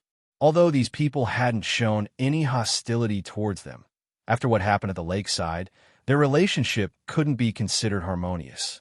However, after the incident at the lakeside, their relationship couldn't be considered harmonious no matter what. It was better to leave as soon as possible and not meet him again. "Are you ready?" Black Armor shouted. After confirming, he came to the carriage and respectfully said, "Young master, we can go. Do you see the carriage over there?" The young man's voice sounded. Black Armor's complexion changed. He braced himself and said, "Yes, you," and I thought the same. "It really is them." The young man's voice lowered. Then there was a knock on the carriage. "Let's hurry." Black Armor let out a deep breath and immediately ordered the team to move. He thought that although the city lord's little brother was a bit arrogant, he wasn't completely brainless. When the team left the small city, they began to speed up. According to their plan, they had to arrive at Five Elements City tonight. After another moment, the armored carriage carrying Liao Shi, Qin Yu, and Mianya left the city gates. Black Tiangang was still driving the carriage. Old Fox was riding on a wildebeest, holding two pheasants that the old fox shop owner had given him before he left. These pheasants had absorbed abyssal demon energy and had crimson black fur. They tasted the best and were one of the favorite foods of the fox race. Thinking of Miss Liao Shi's love for good food, Old Fox was already thinking of using these two pheasants to make a feast. "Hurry up, hurry up! We need to go to Five Elements City and participate in the auction. Haha, I want buy. I want to smash their heads with demon crystals. Liao Shi pushed open the window and drilled half of his body out. He waved his hands and shouted. Black Tiangang, who was driving the carriage, revealed a faint smile on his cold face. He flicked the whip in his hand and said, Miss, please sit down. We will leave immediately. Black Tiangang, hurry up. I want to eat dinner in 5 Elements City. Liao Shi returned to the carriage and sat down. Myanya closed the window. The two wildebeests pulling the carriage neighed at the same time as their hooves suddenly sped up. Large amounts of abyss devil energy gathered under their hooves and formed the shape of dragons. Low roars that sounded like dragon roars could be heard as they lifted the carriage and the horsemen into the air. Whoosh! The black carriage suddenly accelerated. Like a shadow, it howled into the distance. Old Fox patted the wildebeest beneath him. You should hurry up too. Don't be left too far behind. The wildebeest cried out in response. Its hooves moved as it chased after the carriage. Thanks to Myanya, Liao Shi had gained a new hobby, reading. It wasn't some ancient book that involved the history of the abyss or biographies of famous characters. His eyes casually swept over the cover. There were all sorts of gaudy illustrations and incomparably exaggerated excerpts. For example, my love, I will follow you to the end of the abyss, or why? Why are you treating me like this? My love for you can fill the entire abyss. Of course, I will accompany you to see the rain fall from the abyss. I will accompany you through the joys and sorrows of life, and we will laugh and cry together, or even more common. Qin curled his lips. He thought that Liao Shi actually liked to read these sorts of things and was so fascinated by them. Haha, she was just too childish. But whether or not she was childish wasn't important at all. As long as Liao Shi was honest and didn't force him to play chess, everything was fine. Qin comfortably closed his eyes and switched to a more comfortable position. He thought that starting like this, a trip that could stop and go as he pleased, was also a wonderful thing. He enjoyed this, but he absolutely wouldn't indulge in it. This was because Qin knew that the reason they were able to obtain such a peaceful time was because Liao Shi had done something. This woman had gone crazy playing these past 2 days. It was hard to see just what she was hiding in her heart. Who? There was no need to think about it. Today was already the 7th day. Once the appointed day arrived, he would naturally know the secret that Liao Shi was hiding. As for whether or not she would act shamelessly, Qin guaranteed that if she really dared to do so, he would absolutely not let her off. The standard of the stories in the abyss was clearly quite good. On the way to 5 Elements City, Liao Shi didn't even lift her head. She would occasionally rub her red and sore eyes before quickly burying her head back down, as if she were too busy reading to care about anything else. It was only when the black iron carriage began to slow down and Tiangong's voice sounded out that she reluctantly put down the book in her hands. Qin glanced at the cover. What he saw was a man dressed in extremely revealing clothes. His skin was fair and delicate, and the areas that were exposed were also white and tender. His eyebrows and lips were curved, filled with a feminine aura. He couldn't help but furrow his eyebrows. Just what was wrong with women these days? Why do they prefer this type? Sissy, mother canon, female canon. Forget it, all sorts of canons had roughly the same meaning. Qin didn't know which phrase could perfectly describe it.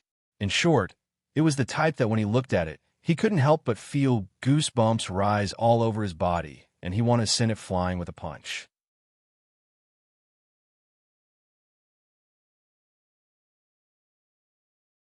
Chapter 1070. Sir, miss, we've arrived at 5 Elements City. Liao Shi stretched his waist and rubbed his sore neck as he muttered softly. We're almost there. The corners of Qin Yu's lips twitched. This woman, she had probably gone mad from watching him. Hey, what's with that expression? So what if I like reading? Do you have a problem with that? Liao Shi glanced at him, his face fierce. As long as you're happy. After a day of peace and quiet, it was all thanks to Liao Shi's new hobby. It was best not to look for trouble. Seeing Qin Yu give in, Liao Shi proudly raised his head. Unfortunately, his movements were a bit too big and his stiff neck muscles pulled. With a cry, he fell over. Qin Yu hurriedly caught her. He immediately felt an extraordinary and shocking sensation. His body stiffened, and he quickly helped her up. "Woman, can't you be a little more careful? Isn't it all because of you? Otherwise, would I have fallen over?" Liao Shi clenched his teeth. He stepped on his foot and patted the carriage. "Open the door. It's suffocating in the carriage. I want to take a walk." The carriage stopped, and Liao Shi angrily pushed open the door. In the carriage behind, Qin Yu let out a light breath. Luckily, this woman's curves were thick enough. Otherwise, the accident just now would have been very embarrassing. "It feels good, right?" Mianya suddenly said, winking at Qin Yu. This woman was too bold. She actually dared to tease him. Could it be that he had forgotten the suffering he had suffered at the hands of Jilu City? Qin Yu humphed and got up to leave. Behind him, Mianya's voice continued. "Actually, it feels better for me." Qin Yu almost missed his step. His body swayed, and he walked out of the carriage with a dark expression. For the 1,000th illusionary demon mirror, this woman was willing to disregard everything. It seemed that he had to think of a way to make her suffer as soon as possible and solve the problem once and for all. She was trying to seduce him. Oh, but would it really feel better than Liao Shi's? It seemed that there was a reason. Mianya was clearly bigger. Qin Yu took a deep breath and suppressed all these random thoughts. After activating his abyssal titan bloodline, his energy seemed to have become more and more vigorous. He had to be more vigilant. Otherwise, if he wasn't careful, it was possible that his flaws would be grasped by others and he would end up in an extremely tragic state. Thinking of this, Qin Yu's heart chilled. The dark thoughts in his mind rapidly vanished like bubbles. Five Element City was very large, even larger than Jilu City. Looking up, one could see that the city walls reached into the sky, as if there was no end to it. It was unknown how many years had passed, but the surface of the city walls was marked with countless marks of damage. Each mark represented a terrifying war. Perhaps it was an internal struggle of the demon race, or perhaps it was a threat from the demonic beasts, but no matter what the reason was, a large number of demon race members were destined to die. It could be said that every mark on the city wall had been soaked in blood, imprisoning the souls of the dead demons that had yet to completely disperse. A powerful, baleful aura spread out from within the city walls. This in itself was an extremely powerful deterrent. It reminded outsiders not to have any ideas about this giant city. It was a giant beast that could devour everything. Woo-woo, strong winds blew past. One could almost hear the unwilling roars of the dead demon race members. In the eyes of the demon race, Liao Shi possessed a formidable charm. To them, Qin Yu's ordinary appearance was enough to topple cities with a single smile. Thus, not long after she stepped out of the carriage, she had already attracted the attention of countless demon race members. Most of them had burning hot gazes. If it weren't for He Tiangang standing to the side, expressionless as if he weren't someone to be provoked, there might have already been demon race members walking forwards. Qin Yu's lips twitched. If things continued like this, no one could be sure that there wouldn't be any problems. After all, although the demon race of the Abyss possessed intelligence no less than that of flesh and blood beings, because of the abyssal demonic energy, they were often impulsive and easily angered. Although there was no need to fear them, it was best to avoid meaningless trouble if possible. The Abyss had temporarily retreated from locking onto them, but Qin Yu had no idea when it would descend upon them again. As long as he was careful and didn't arouse its attention, there was nothing wrong with that. Walking to Liao Shi's side, Qin Yu lightly coughed. "Didn't you say that you were going to participate in the auction? It's getting late. If we are late, I fear there won't be any seats left." Liao Shi's eyes brightened. "That's right. Let's hurry into the city." Old Fox stepped forwards to negotiate. It was unknown what he said, but the group of demon race guards at the city gates were all extremely respectful as they escorted them into Five Element City. "Who is this young lady? She is as beautiful as a fairy. In my opinion, not even a celestial immortal can compare to her. What a pity This young lady is clearly someone with a great background. She isn't someone you or I can touch. After today, how can any other demon race woman be pleasing to the eye? The corners of Black Armor's mouth twitched as he listened to the whispers around him. He had never thought that he would actually meet the other party again in Five Element City. Including the time at the lake, this was the third time. It could be considered fate, but what a pity this fate wasn't what he wanted at all. Black Armor. The young master's voice sounded out from within the carriage. Black Armor bowed. Please speak. This is the third time we've met this young lady, right? With such fate, how could we sit idly by and do nothing? The young master's voice was still calm, but there was an imperceptible heat in his words. Black Armor's face stiffened. Young master, there is no need to speak further. I've already made up my mind. Go and find out where they are staying and where they are going. The young master's voice was cold. Black Armor sighed inwardly and respectfully nodded. After entering Five Elements City, it wasn't difficult at all to find out all the information about the auction. But the bad news was that the auction had already been set 3 months ago, and all sorts of admission tickets had been sold. Thus, Qin Yu's words had become reality. The admission tickets had already been sold out. This left Liao sure dissatisfied. He glared at Qin Yu and said that he had jinxed him. Then, he threatened that if he couldn't enter the auction house, he would teach him a lesson. Old Fox smiled and calmed Liao Sure down. He said that the young lady could rest assured and leave everything to this lowly one. He left for a while, and then really came back with 6 tickets, and they were all seats in the infield near the front. As for the price, it was nothing more than a sum of demon crystals. Old Fox took the initiative to leave and give up the position of steward of Thousand Eye Temple as compensation. In return, he received a sum of demon crystals. No one knew the exact amount, but with Old Fox's personality that didn't want to lose out, the person who would take over the position of steward of Giant Deer City must have paid a great deal of blood. These were just mere admission tickets. Even though they had been inflated to a sky-high price, in Old Fox's eyes they were nothing more than a drizzle, not worth mentioning at all. Liao Sure happily patted Old Fox's shoulder. He said that allowing Old Fox to follow him was the right decision. These words made Old Fox feel as if he were floating in the air. There was nothing he could do about it. He had experienced many trials and tribulations and had tempered his calm temperament. But this great ant in front of him was someone that even a dignified demon dragon race elder had to obediently respect. As for how strong she was, besides Qin Yu, no one knew. But even if one used their fist to think, they would know that she was absolutely a peak character, someone who could easily dominate the abyss. After being praised by her, it was hard not to feel smug. But the truth was that Qin Yu really didn't know. And in terms of Liao Shure's background, he was the same as Old Fox and the others. He was completely in the dark. Let's go. Let's find a place to stay, and then go to the auction house. Liao Shure waved his hand in high spirits, his face full of anticipation. Five Elements City's auction was held in the eastern part of the city, in a place called the Netherworld Platform. This was another incomparably powerful influence that spanned across many layers of the abyss. What was different from Thousand Eye Temple and Three Life Pavilion was that the Netherworld Platform only held auctions and didn't sell them to the public. Because it was powerful enough and had a first-rate reputation, it gradually became the #1 auction house in the abyss. No one knew just what sort of formidable background the Netherworld Platform was hiding.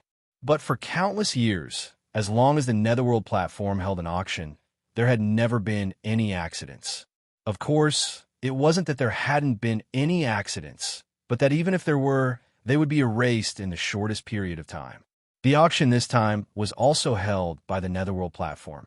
They'd chosen it not too far from the auction house. Although there was still some time before the auction, Liao sure couldn't wait any longer. After a quick dinner, he shouted that he wanted to go to the Netherworld Platform right away. This caused Old Fox to look at the 2 pheasants in his hands, a helpless look on his face. He originally wanted to cook a delicious meal so that Miss Liao Sure would look at him in a higher light. But now, he could only temporarily postpone this idea. With Liao Sure and Qin Yu in front, they left the inn. In the shadows of the street, there seemed to be a mass of water swimming about.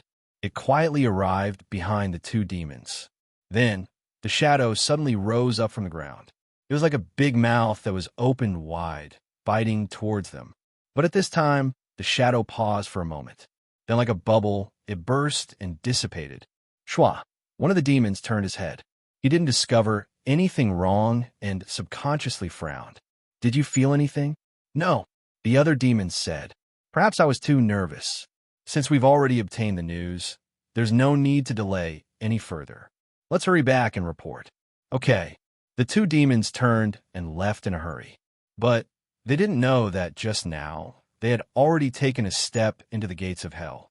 Not long after the two demons left, there was a fluctuation in the air.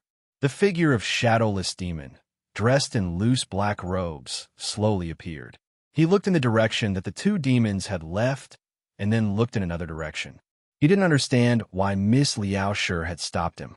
Although he couldn't figure it out, since Miss Liaoshi had stopped him, she must have her reasons. All he needed to do was comply. Moreover, no matter who sent these two, if they dared to have any ideas about Miss Liaoshi or Sir Chinyu, they were absolutely seeking death. Shadowless Demon looked down at the admission ticket in his hand and then stepped forward. In the blink of an eye, he blended into the crowd and vanished. The famous 5 Elements City auction hosted by the Netherworld platform was finally going to begin tonight. 3 main venues and 7 branch venues would hold the auction at the same time. There would be over 1,000 items up for auction. It could be said to be priceless. Several days ago, a massive number of demons had gathered in 5 Element City, and today, the number had reached its peak. According to incomplete statistics, because of this auction, there were at least 5 million demons gathered in 5 Element City. Not long after the beast tide passed, the originally desolate 5 Element City became bustling once more. Thinking about it, the demons that survived the beast tide needed to spend some money to vent the joy in their hearts. In short, because of the early outbreak of the beast tide, the originally pessimistic auction was even more popular than expected. The direct result was that the streets leading to the Netherworld platform were now filled with a sea of people. Luckily, 5 Element City had already expected such a situation and had sent a massive number of demon guards to maintain order. Because of this, the flow of people wasn't completely blocked. They were still able to maintain a slow pace as they moved forward. Old Fox and Hei Tiangang stood in front and behind, blocking the surging flow of people and preventing them from colliding with Liaoshi. But there were simply too many people and they couldn't expose their cultivation, so the two of them were sweating profusely. Old Fox said, "Miss, with our tickets, we can enjoy VIP treatment. As long as we reveal our identities, we can enter through the fast passage." Liaoshi hesitated. She looked at the crowd of demons and said, "With our current speed, will we be able to catch up to the auction?" Old Fox shook his head. "That won't happen. We have plenty of time." Liaoshi said, "Then let's not take the fast passage. It's also good to squeeze a bit here." Old Fox bitterly smiled. He thought that Miss Liaoshi's interests were truly different from others. He and Hei Tiangang looked at each other and sensed each other's thoughts. With a thought, they each summoned a wisp of demonic energy and quietly pushed away the surrounding demons. There were some that didn't know what was good for them. They stared at Liaoshi, their breathing ragged, and they fell to the ground. In the blink of an eye, they had been stepped on several hundred times. Whether they lived or died would depend on their own luck. Of course, strictly speaking, Old Fox and Hei Tiangang had saved their lives. Otherwise, if they really did try to squeeze over, it wouldn't be a matter of life or death. Rather, they would be crushed to pieces in the blink of an eye. Chinyu looked at the excited Liaoshi, who was constantly glancing back and forth. The strange feeling in his heart became even stronger. This woman clearly had a deep background and formidable strength. So why did she always act like she hadn't seen the world? He just couldn't figure out. An hour later, they finally arrived at the entrance to the Netherworld platform. Chinyu glanced at Old Fox and Hei Tiangang. On the way here, The number of demons that had their legs broken by these two had to be at least 80, if not 100. Indeed, beautiful women were a source of calamity.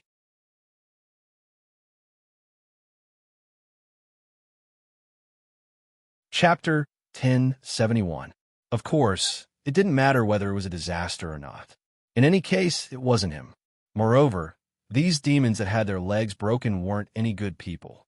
He couldn't sympathize with them at all. Thus, Yu subconsciously turned his attention to the netherworld platform in front of him. The first thing he saw was the incomparably large word netherworld that was dripping with blood, as if it were cast from blood. A bloody and infernal energy rushed towards him, causing him to instinctively feel fear and awe. Even if he didn't know the reputation and strength of the netherworld platform, just seeing these two words would cause him to feel an instinctive sense of dread. You could faintly feel the terrifying aura contained within the word netherworld. Although he didn't know who had written this, the one who had written these two words was definitely a peak great demon of the abyss. The entire outline of the netherworld platform was like an incomparably massive platform that rose up from the ground. There were countless windows of various sizes that shined brightly from within. The dozens of entrances to the first floor were all open. There were demons guarding the entrances, inspecting all kinds of tickets. The tickets to the front of the infield were enough to be called honored guests. After Old Fox took out his ticket, the group was immediately treated with courtesy. Not only did they have priority passage, but there was also a special which leading the way, sending them to their respective seats. The seats in the infield were even more spacious. Liao Shi and Yu sat down while He Tiangang, Old Fox, and Mianya stood to the side. The witch's eyes brightened, and her tone became even more respectful. Honor guests, if there is anything you need help with during the auction, please let me know. I will stay here to serve you. After she finished speaking, she respectfully bowed and stepped back to the side. Then, she took out her internal communication demon artifact to report news of the honored guests so that they could keep an eye out for them. Those that bought 5 infield tickets at once might have spent a sum of demon crystals to enter the infield to see the world. But with 5 tickets, only 2 people were seated and the other 3 were standing to the side. This was a great difference. Not to mention anything else, just the price of the infield tickets had already been raised to the heavens, let alone this sort of consecutive tickets. For 3 servants to follow them in, it could be seen that they didn't lack demon crystals and didn't care about this little bit of money. Such a person was definitely a distinguished guest. Liao Shi looked around excitedly, waiting for the auction to begin.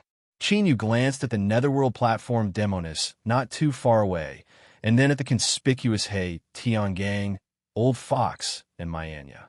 He thought for a moment and said, "All of you sit down." "Thank you, sir." Old Fox's eyes flashed. He seemed to have guessed Yu's thoughts. He respectfully thanked him and sat down. He Tiangang and Mianya also sat beside him. Liao Shi suddenly thought of an extremely serious matter and hurriedly turned his head to ask, "Do we have enough magical crystals?"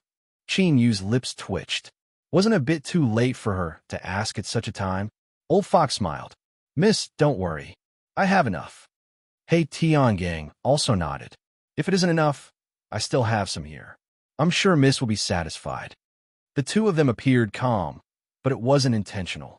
It was just that with their status and identity, mana crystals were just a number to them. So what if he spent it all? As long as Miss Liao Shi was satisfied, everything was worth it. Moreover, if they wanted more mana crystals, with their strength, they could casually move their fingers. It was far too easy. Liao Shi's smile was bright. "That's good. But don't worry, I won't spend your mana crystals in vain. When I find Yu in the future, he will pay me back." Yu frowned. "Liao Shi, don't go too far. Why should I pay you back what you owe?" "Humph humph. Just because I saved your life? Don't forget, if it weren't for me, the arcane technique would have already killed you. Do you think you would still be alive and kicking today?" Liao Shi sneered. "You only need to repay me with some mana crystals for saving your life, and yet you aren't satisfied? Yu, do you know what the words heartless and unscrupulous mean?" Yu's face darkened. His heart was filled with helplessness. He knew that Liao Shi would use this as a reason to bully him. And sure enough, his premonition had become reality today. Old Fox hurriedly said, don't worry. It's just a few mana crystals. Sir, miss, you can have as many as you want. There is no need to pay me back. Qin Yu shook his head. That's a different matter. Since I used them to repay you for saving my life, I will definitely repay this debt. Liao Shi smiled. She clapped her hands and praised. You have guts, you have ambition. I like people like you who keep to your words. Then, I will have to spend a bit more today, otherwise I will be too unfair to you. Qin Yu closed his eyes and leaned back in his soft and comfortable chair, no longer looking at this smug woman. Seeing him avoid the battle, Liao Shi became even more spirited. She felt that recently when facing Qin Yu, she was becoming fiercer and fiercer. She was always able to gain the upper hand. Is he deliberately going easy on me? No. It was clearly me who argued until he was left speechless, so he could only obediently lower his head. That's right. Netherworld platform, auction hall. Lonbo sat in a booth, his eyes slightly closed as he listened to the whispers of a guard beside him. Shua. His eyes opened, and a sharp light flashed in them. In other words, that Miss Liao Shi is also in the Netherworld platform. Yes, young master. The demon respectfully replied. Lonbo's lips curled up, and his eyes sparkled. Fate. It really is fate. Perhaps this is the best arrangement the Abyss has for me. Black Armor lowered his head, his lips twitching. In truth, he didn't think so. It had to be known that there were many different kinds of fate. For instance, ill-fated karma. That Miss Liao Shi clearly had a high status. Although she was the city lord's younger brother and had a noble background, she might not necessarily take a liking to her. If this was handled improperly, it would likely set off a storm. The thought of dissuading him raced through his mind several times, but in the end he didn't say it. The young master had clearly been tempted. If he said anything else, it would only be useless. He could only hope that nothing unexpected would happen. Lonbo thought for a moment. He lifted a hand and beckoned. The witch that was serving him quickly walked over and respectfully half-knelt on the ground. What orders does young master have? Come here. I have something I would like to ask for your help with. The witch didn't shy away from him. Half of her soft body pressed against his as she breathed out. Young master, please speak. Lonbo's lips curled up. He had participated in the auction of the Netherworld platform before, so he already knew some of the intricacies involved. For example, these witches were responsible for entertaining guests. If the guests were interested, they could take them away to their heart's content. It had been some time since he had gotten close to a woman. Being seduced by this witch, he couldn't help but be moved. But now wasn't the time for a moment of pleasure. Lonbo reached out and caressed the witch's plump breasts. Then, he moved closer to her ear and whispered a few words. The witch revealed a look of difficulty. Lonbo's fingers continued to move. He smiled and said, strictly speaking, this isn't a violation of the rules of the Netherworld platform. I just want to know the location of a friend. As long as you help me, I won't mistreat you. The witch blushed. After a moment of hesitation, she nodded. Young master, please wait a moment. She waited until he withdrew his hand before standing up and leaving. Black Armor said in a low voice, Young master, the witches of the Netherworld platform all cultivate a plucking technique. It is best not to have any relations with them. Lonbo lightly said, Don't worry, I know what I'm doing. Although this Black Armor was loyal, he was too cautious and inflexible. This wasn't the type of person Qin Yu liked.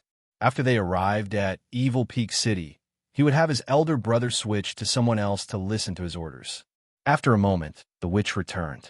She walked to Lonbo's side and whispered some words to him. Lonbo's eyes brightened and he smiled. Very good. This is for you. The witch received the leather belt.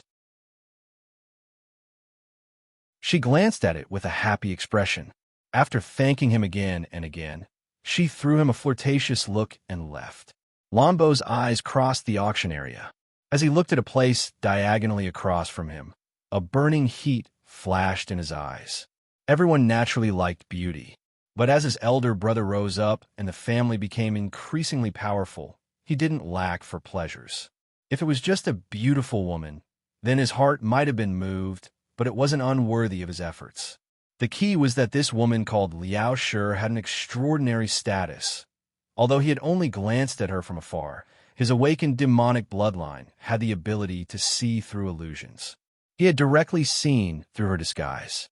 This woman's appearance didn't have any trace of a demonic bloodline. She was definitely a princess with a noble bloodline. If this was all there was to it, then it wouldn't be a problem. But Liao Shi had peak demon general level guards at her side. This was the embodiment of her strength.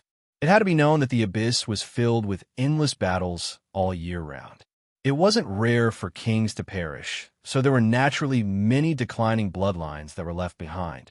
Such princesses would often fall to the point of becoming the exclusive property of some great figure, their fates incomparably miserable. But Liao Shi clearly had a powerful background. If he could marry her, not only would he obtain the strength of his in-laws and consolidate his family status, but he could also strengthen his bloodline so that his descendants would have some royal blood flowing through them.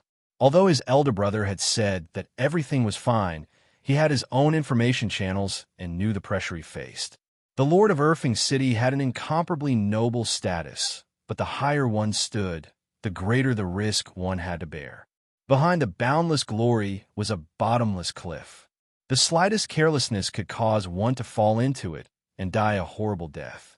If he could marry a princess, this in itself would be the greatest help to his elder brother. For many years, it had been his elder brother who had shielded him from the wind and rain. Now, it was time for him to do something for his elder brother. As for their status, although their Lan clan didn't have a royal bloodline, they were still a top-tier, high-tier demon clan. With an existence like his elder brother, their future was limitless. Given his status, as long as he did things properly, it wasn't impossible for him to marry a princess. Not to mention, Lanbo was extremely confident in his ability to deal with women. The auction began. When the first auction item appeared on the stage, Liao Shi immediately entered a state of excitement. Her face flushed red, and her eyes lit up. Esteemed guests, I will be the host for the first round of the auction. Let's not waste any time. Please take a look at the auction item. The elegant and smiling auctioneer gestured with his hand, drawing everyone's attention to a crystal-like object placed on the red velvet. Everyone, please take a look. This object is formed from the crystallization of the heart of a dead demon beast king. The Netherworld platform has verified that there is still a trace of blood essence left within. As he spoke, he lifted his hand and pointed at the crystalline object. After the object trembled slightly, a line of blood suddenly lit up. Soon after, the image of a giant beast appeared in the air, roaring furiously at the sky.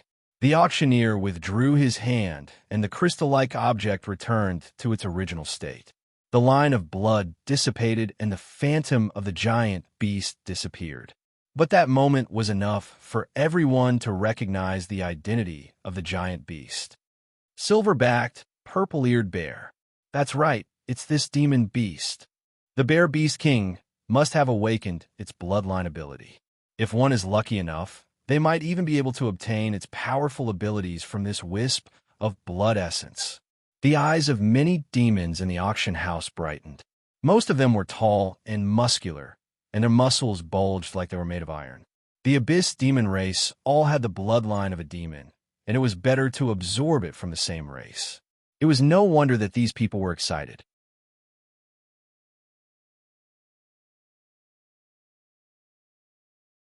Chapter 1072. The bear demonic bloodline was considered powerful in the Abyss.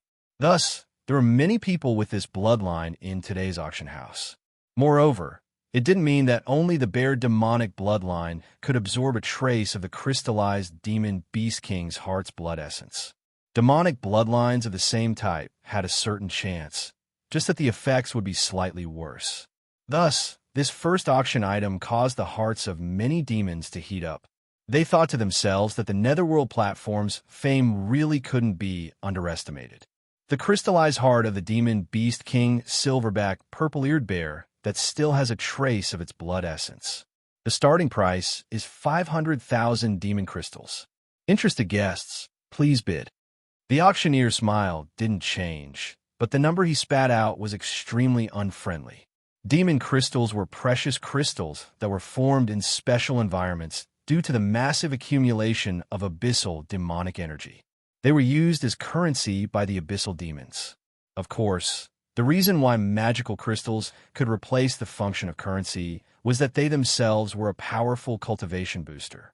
Even though there were many restrictions on using magical crystals to cultivate, that alone was enough for them to have a transcendent status. 500,000 demon crystals was a number that ordinary demons wouldn't even dare to dream of in their entire lives. It was enough to make a demon general go bankrupt. And more importantly, 500,000 demon crystals was just the starting price of this crystallized demon beast king's heart. Only the heavens knew how high the final price would go. But the demons that entered the auction house today were clearly mentally prepared. Although the starting price of 500,000 demon crystals was terrifying, it didn't scare them. You got what you paid for. Whether it was the abyss or the world of the living, this was an unquestionable truth. Good things naturally had to have a good price. 500,000. Ever since the first bid was made, the competition for this demon beast king's heart became intense. Each and every one of the burly demon race men, whose arms could be bent to the size of a horse, were fighting so fiercely that their faces and necks were flushed and the veins on their foreheads were bulging. Soon, the price broke through 1 million demon crystals. At this price, ordinary demon generals could no longer participate. After eliminating a large number of bidders, the guests in the VIP seats began to leave the auction. Of course, there weren't many demons in the auction house. They already knew about the information about this auction, and most of the demon crystals they had prepared already had a target in mind. Unless there was an accident, he wouldn't easily scatter his focus on other items, lest the item he locked on to be stolen. So this is an auction. Liaosher muttered to himself. His eyes were particularly bright as he looked to his left, then to his right, and there was a look of hesitation on his face. Old Fox was puzzled. After thinking for a while, he smiled and said, "Miss, if you also like this demon beast king's heart, you can bid for it. Just treat it as practice." Pausing for a moment, he swept his eyes around. The Netherworld platform's auctions always have the best items at the back. Once you familiarize yourself with the bidding rules, you won't suffer a loss. Ah, is that so? I won't stand on ceremony then. Liaosher cleared his throat and raised his hand. 2 million. Schwa. In the auction house, the sounds of bidding suddenly quieted down. In the booths in the inner area, several people who were bidding frowned slightly. 1,500,000 was probably the ideal price for the crystallized heart of the silverback purple-eared bear in their minds. 2 million demon crystals. It wasn't that it wasn't worth it. Moreover, looking at the momentum of the other party's bid, it was clear that they were determined to win. If they continued to struggle, they feared that the price would continue to rise. At that time, even if they successfully won the bid, they would have spent a great deal of money. Moreover, it was possible that they would have formed some enmity with others. Everyone here had demon crystals, otherwise it would be impossible for them to sit in the VIP booths. But no one's demon crystal was an abyssal wind that came out of nowhere. Moreover, everyone had their own goals today. If you made things difficult for someone else, then in the following auctions, the other party would only need to lift a hand or move their lips to make you pay several times the price. In short, there was no smart person who was willing to do something like this. It was a completely strenuous thing.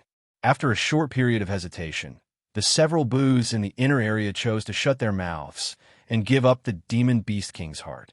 2,100,000. A deep and resonant voice sounded out from the outer area. The one who bid was a middle-aged demon with a demonic bear bloodline.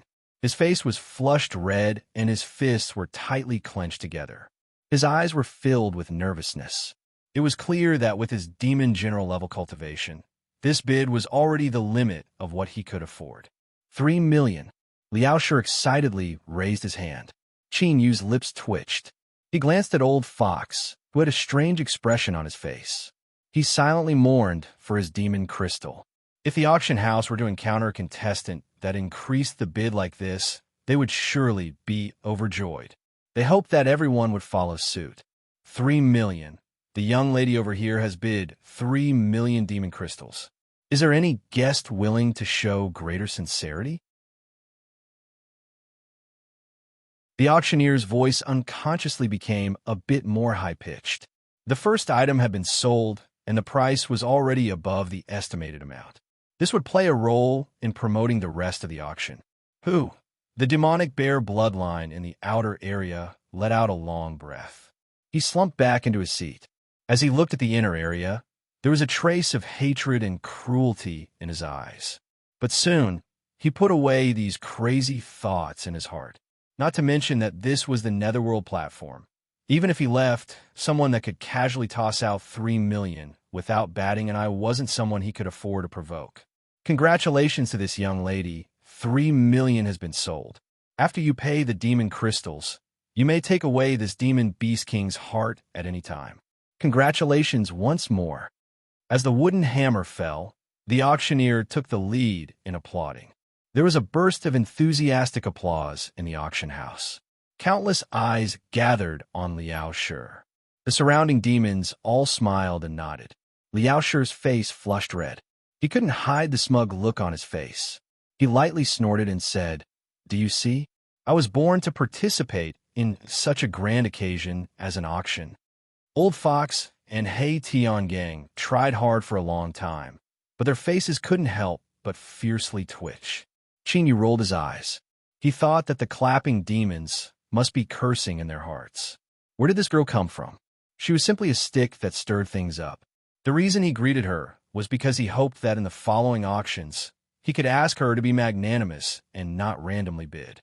To think that she didn't even realize it and was even so smug about it. He Liao Shi. Oh, Liao Shi, sometimes I think you're extremely intelligent and deeply hidden, but sometimes you can even be called a stupid idiot. Of course, he could only keep these thoughts in his heart. He definitely couldn't say them out loud. Moreover, looking at Old Fox and Hei Tiangang, although they had strange expressions, they didn't seem to be forcing things. It was likely that a mere several million demon crystals wasn't anything in their eyes at all. After all, one was the leader of a Thousand Eye Hall branch division, and the other was the master of the massive Merry Forest. As demon commander-level existences that had lived for countless years, they were bound to be extremely wealthy. If Liao Shi was willing to spend their demon crystals, these two old demons would surely be overjoyed. At the side, the demoness led several demons from the Netherworld platform, carrying the box containing the demon beast king's heart. She respectfully bowed and said, "Honored guest, please inspect it. If there are no problems, then we can complete the payment." Old Fox stood up and opened the box to take a look. Then he nodded and took out a deep cyan crystal card. The phantom of a horrifying abyssal beast was engraved on its surface. It was a 3-headed hellhound that was nearly as tall as the heavens. This was the king of the abyss of this level, the 3-headed demon hound race, and it was a storage card jointly issued by several large influences. And the Netherworld platform was one of the shareholders behind the scenes of this financial bank. After the demoness saw the crystal card, she became even more respectful. She didn't believe that anyone would dare to make a joke out of the Netherworld platform, so this crystal card in front of her must be real. And the crystal card itself was a symbol of status. It was an affirmation of one's strength and wealth. Only a truly great figure could possess such a card. But this demoness in front of her was extremely respectful to the other two youths in the booth. From the looks of it, they were subordinates and servants, and yet they could casually take out this sort of demon crystal card? If so, just how honored were the statuses of these two youths? The demoness didn't dare to imagine. But as her eyes swept over Qingyu, she couldn't help but reveal a burning heat in her eyes. As a demoness chosen by the Netherworld platform to entertain guests from all over, regardless of cultivation or bloodline, her appearance and figure were absolutely top class. If she could climb into this young master's bed, then even if she couldn't obtain any status, Just a little bit of something from him would be enough for her to live the rest of her life without worrying about food or clothing. Mianya glared at the demoness and cursed her inwardly. You little hussy, you actually dare to have ideas about Chinyu? Why don't you take a look at yourself first? Even I, a beauty of a nine-tailed demon fox race, haven't been able to climb in his bed, so what right do you have to have such thoughts? Old Fox swiped his card to pay the bill. The several demons from the Netherworld platform respectfully bowed and excused themselves. The demoness had a bitter look in her eyes. But from start to finish, Chinyu didn't even glance at her. All his attention was focused on the blind man.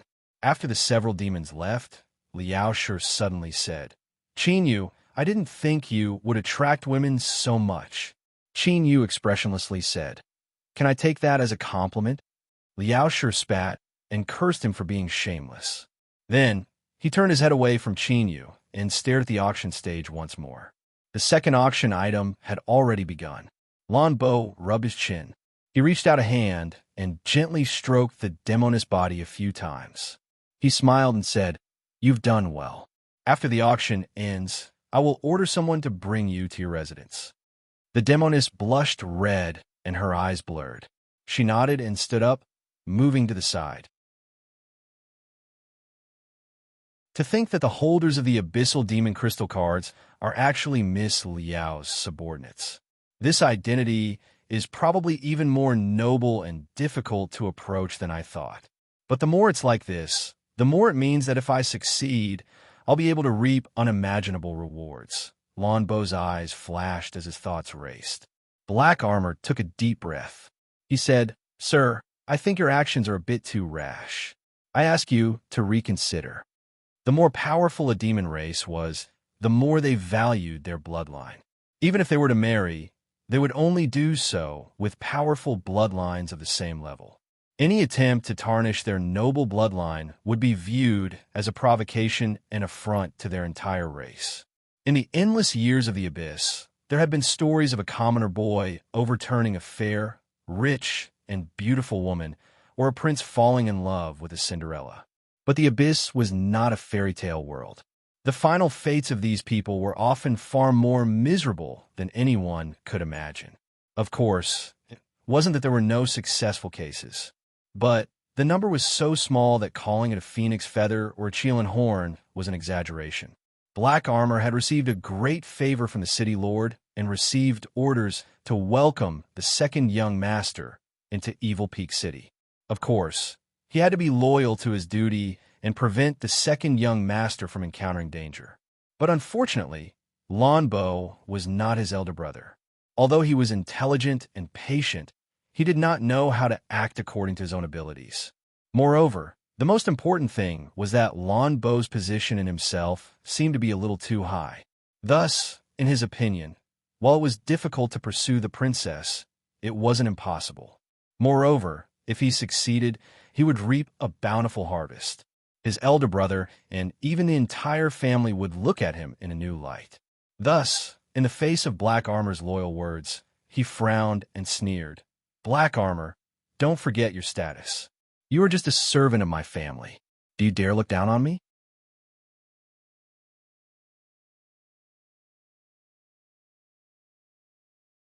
Chapter 1073.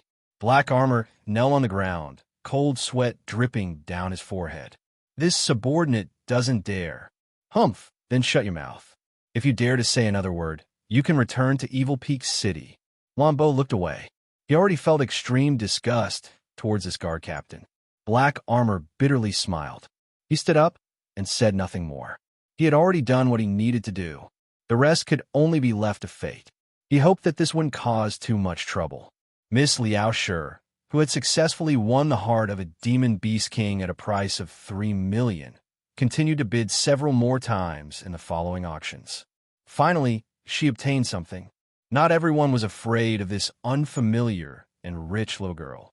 Firstly, the things she had chosen weren't that precious. Secondly, the price she offered was really a headache for them. After thinking it over, no one was willing to provoke this mysterious woman. Lan Bo's eyes brightened. He knew that his chance had come. Everyone was avoiding Liao Shi's arrogance. If he could do the opposite, he would surely be able to attract her attention. As long as the two of them interacted, he was confident that he could deepen his impression in her heart. Then, step by step, he could complete his conquest of Princess. Now, all he needed to do was wait for an opportunity. And soon, this opportunity appeared. An abyssal demonic vine's root was brought onto the auction stage. After some bidding, Liaoshe bid once more. This abyssal demonic vine comes from an unknown level that no demon has ever truly stepped into, a mysterious and hidden abyss. In order to obtain a single root, a demon commander was injured and 3 demon generals were swept away, leaving not even their bones behind. Although it seems harmless now, once it matures, its strength will be incomparably terrifying. Of course, cultivating a demonic vine requires time and a massive amount of resources. But there's no such thing as a free lunch in the abyss. If you want to obtain something, you need to invest a corresponding amount of resources. Honored guests, you should all understand this. If you invest resources and energy into training your juniors, they may not be able to grow up. But if you invest in this abyssal demonic vine, it will definitely return to you. An incomparably obedient and powerful guardian demonic vine, one that will allow you to live a carefree life. One couldn't help but admit that the auctioneer's mouth was truly eloquent. With his encouragement, the atmosphere in the auction house became even more heated. Of course, the main reason why so many demons were fighting over it was that the abyssal demonic vine was indeed miraculous, and its future growth potential was astonishing. After all, no one was stupid enough to throw out magical crystals just because of a few words. 4 million. This was the first time Liaoshe had placed a bid, and the faces of the demons in the bidding war had already warped a little. It was her, it was her, it was her again. This was a woman who loved to stir up trouble. Once she made a move, she wouldn't let go. I'll let you have the previous items, but this abyssal demonic vine is truly a good item. Once it fully matured, even the demon commander's cultivation would be at a disadvantage. Even though it could only stay in one place, unable to move at will, it was still enough to be considered priceless. 4 million magical crystals was definitely an underestimation of the abyssal demonic vine's value. After a round of bidding, the price smoothly rose to 5 million, and those who were still fighting for it were basically the VIP seats in the inner area. Lanbo was also among them, but he was not conspicuous.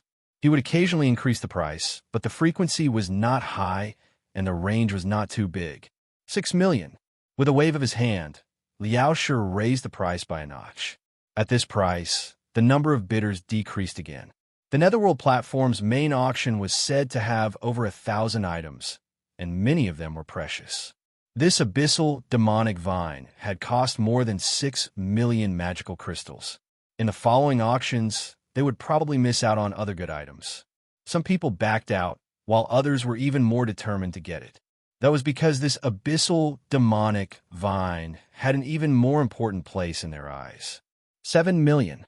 In the VIP seats in the inner area, a skinny demon in a blood-red robe said coldly. He glanced around and said, "Everyone, this demonic vine is very important to my Blood Shadow clan. Please part with it."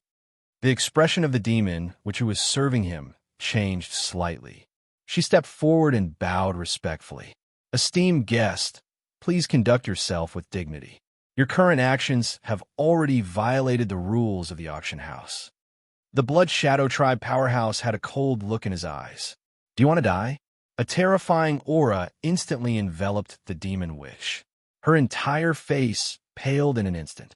But at this time, the Blood Shadow Tribe powerhouse stuffily coughed. His body swayed, and fear appeared in his eyes. On the stage, the auctioneer had a faint expression. "Esteemed guest, if you wish to continue bidding, then you must abide by the rules of our Netherworld platform. Otherwise, please leave." The Blood Shadow Tribe powerhouse took a deep breath.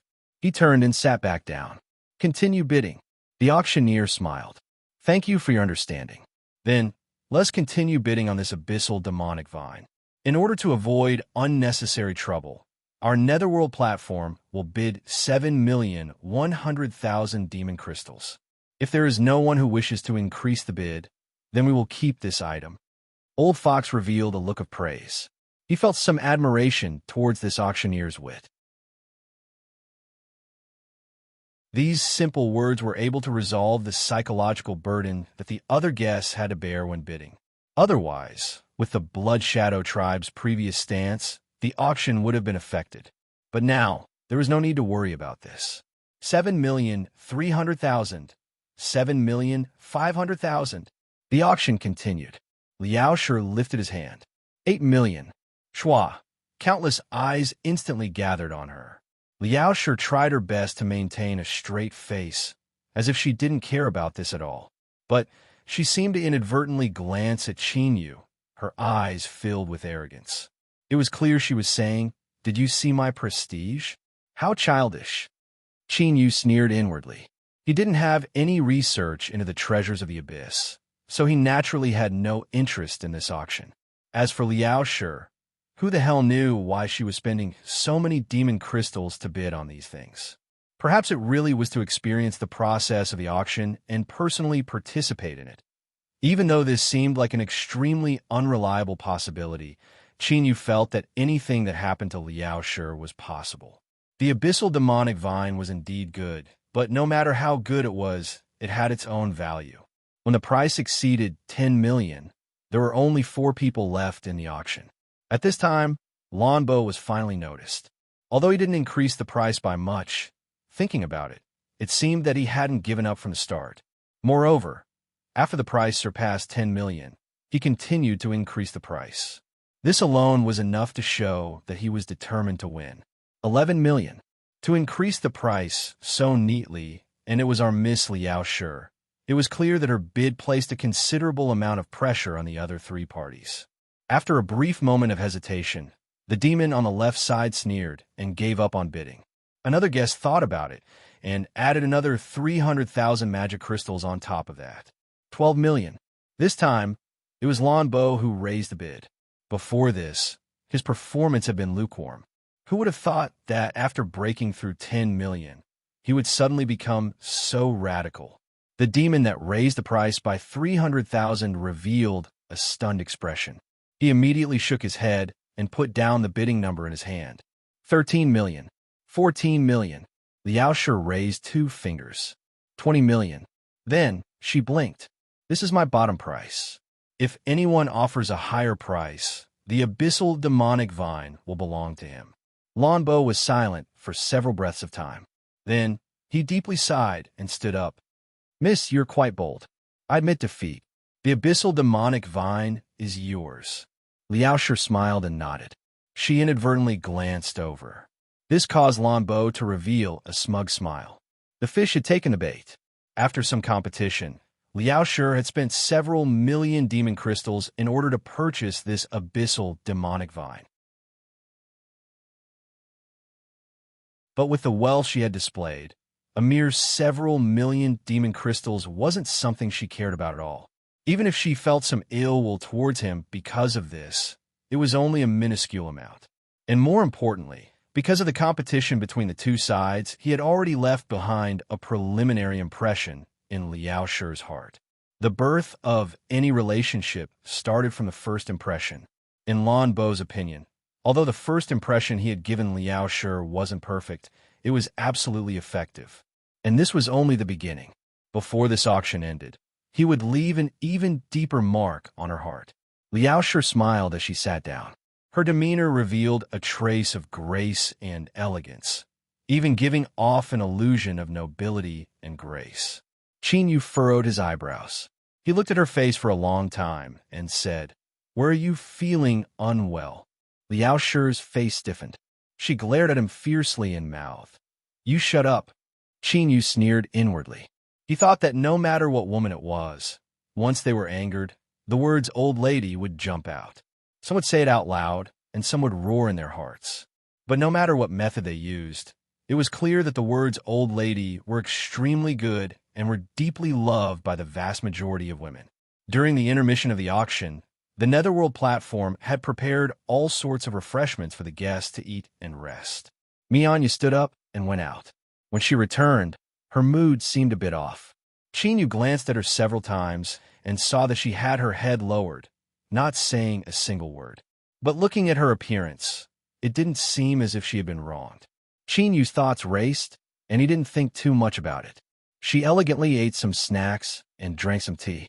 Then, Liao Shi was in high spirits as she threw herself back into the auction. The first item to be auctioned in the middle of the auction caused her eyes to brighten. She didn't hesitate to call out a bid, more than doubling the base price. 9 million. Tonight, this young lady, who had won many times and had never failed once, was bidding once again. What she has taken a fancy to is this vial of hill troll blood. As we all know, the hill troll is a type of ancient life form that was born in the early days of the abyss. It was once a peak existence comparable to the abyssal titan, abyssal demon dragon, hellfire phoenix, and other super demon beasts. But the abyss is constantly changing. Because of some unknown reason that we have yet to discover, the hill troll gradually withered away until it finally vanished, becoming a part of the legends of the abyss. The origins of this vial of hill troll blood are unknown, but guests can rest assured about its quality. My Netherworld platform can guarantee that this is the blood of the true hill troll. If the first item to be auctioned today, the incomplete crystallized heart of the Demon Beast King, is a true treasure, then compared to this vial of hill troll blood, the difference is at least 3 levels, or even more. 9 million demon crystals. This is completely worth it. A new auctioneer stepped onto the stage. He was clearly much more enthusiastic. His passionate voice was able to stir the blood in one's body. The bid for this vial of hill troll blood sword, quickly breaking through the 10 million mark and becoming one of the top auction items. Liao Shi was still bidding. Lan Bo was also among them. However, there were many people who knew what was good and what was bad. Many people in the auction had come for this vial of hill troll blood. Thus, even though the bid had broken through the 10 million mark, there were still many demons competing. Looking at the situation, it was only a matter of time before the bid exceeded 20 million. In fact, it might even reach an even higher limit.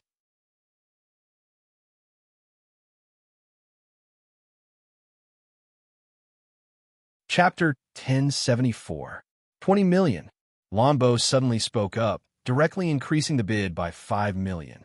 Even though the bidders had guessed that it would not be difficult to exceed 20 million, this sudden increase caused many demons to feel their hearts skip a beat. One had to know that 20 million demon crystals was already more than half the wealth of an ordinary demon general.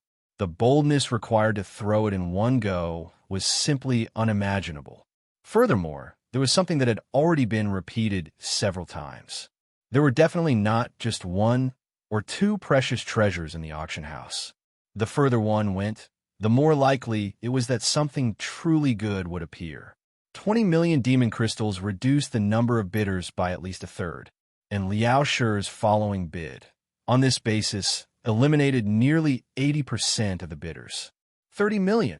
Even in the Netherworld platform's auction, an increase of 10 million in a single bid could be considered an absolute extravagance. On the stage, the auctioneer's face instantly flushed red, and his voice grew louder and louder. It's this young lady. It's this young lady again. She directly increased the bid by 10 million. So now, the bidding price is 30 million. Is there any guest who is willing to pay a higher price? His gaze continuously swept across the crowd, but there were already very few demons who were willing to continue bidding. There was almost no response. However, the current price of 30 million had already exceeded the estimated value of the mountain troll blood. It could be considered a successful bid. 31 million. It was Lan Bo, the younger brother of the city, lord of Otherworld Peak City. He had finally grasped the second opportunity to deepen his impression in Liao Shi's heart. And this time, he had made up his mind that he would definitely not give up. Since he had stopped the first time, he had to be forceful the second time. He had to suppress Liao Shi's arrogance and keep the mountain troll blood for himself. Only then could the contrast between the 2 times leave a deeper impression in Liao Shi's heart. He might even become curious about him because of this. Then, a wonderful story could perhaps slowly take root and sprout from this curiosity. Liaoshe raised his eyebrows and looked at the bid in surprise. Then his lips moved, and a heart-pounding number jumped out. 40 million. 41 million. Lanbo stood up and revealed a perfectly timed bitter smile that was filled with helplessness. This young lady, the blood of the hill troll demon, is one of the most important objectives of my participation in this auction. Thus, I can only apologize. Liaoshe nodded with a smile. Of course, treasures are tempting, and the one who offers the highest price will obtain them. We'll just have to rely on our own means. She raised her hand. 50 million. Lanbo returned the courtesy. Thank you for your understanding. He stood up straight and took a deep breath. 60 million.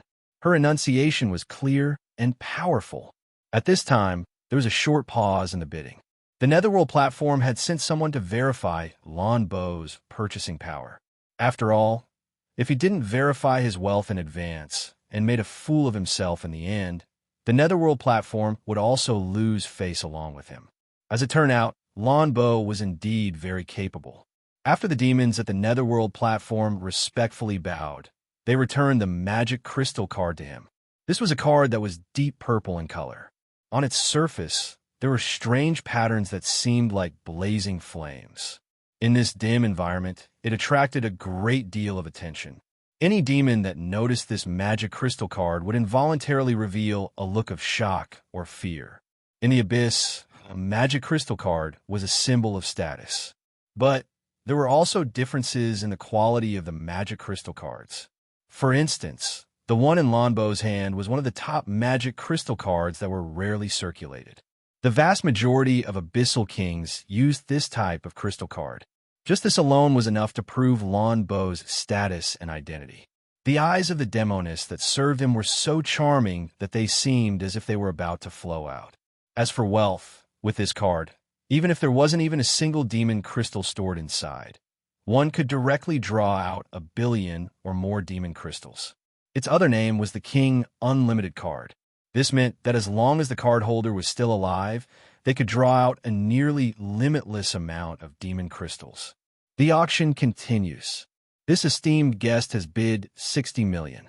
Are there any other bids? The auctioneer seemed to have been reminded of something. His tone became much calmer, and he didn't try to stir up the hearts of others. There was a solemn look on his face. King Unlimited card.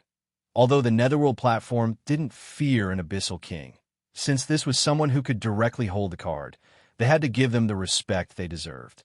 Not actively provoking them was a manifestation of this respect. As for the card holder's voluntary consumption, they would still accept it. Liaoshe blinked. He turned to look at Old Fox. This fellow faintly smiled.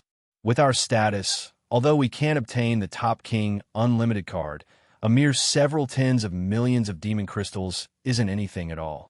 Moreover, even if it were several times more, I would feel some pressure. But for He Tiangang, it wouldn't be a problem at all. He Tiangang nodded. He took out a magic crystal card.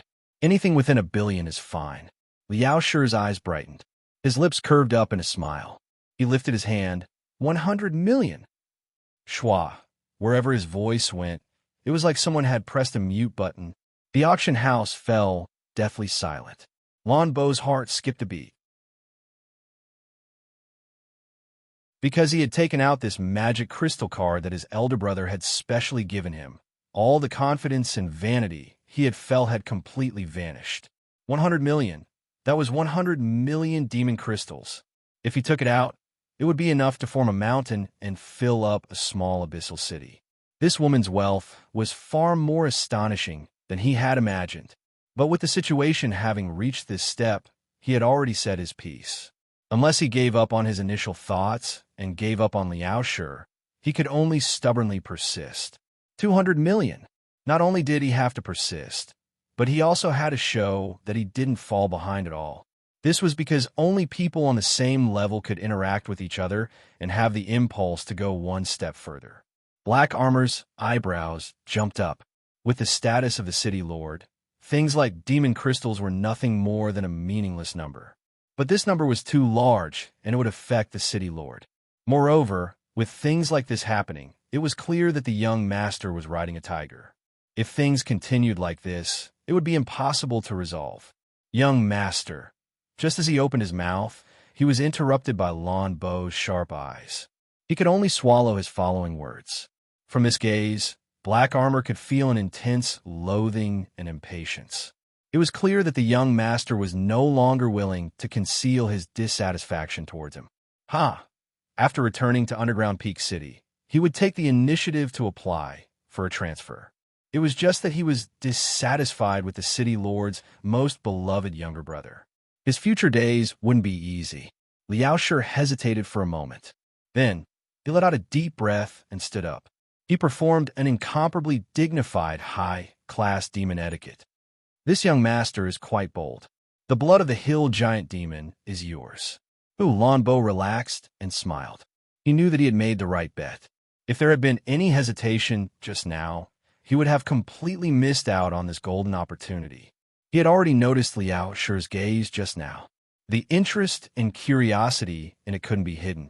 This 200 million was well spent. For the Lan family, as long as they spent enough time, they could accumulate an endless amount of demon crystals.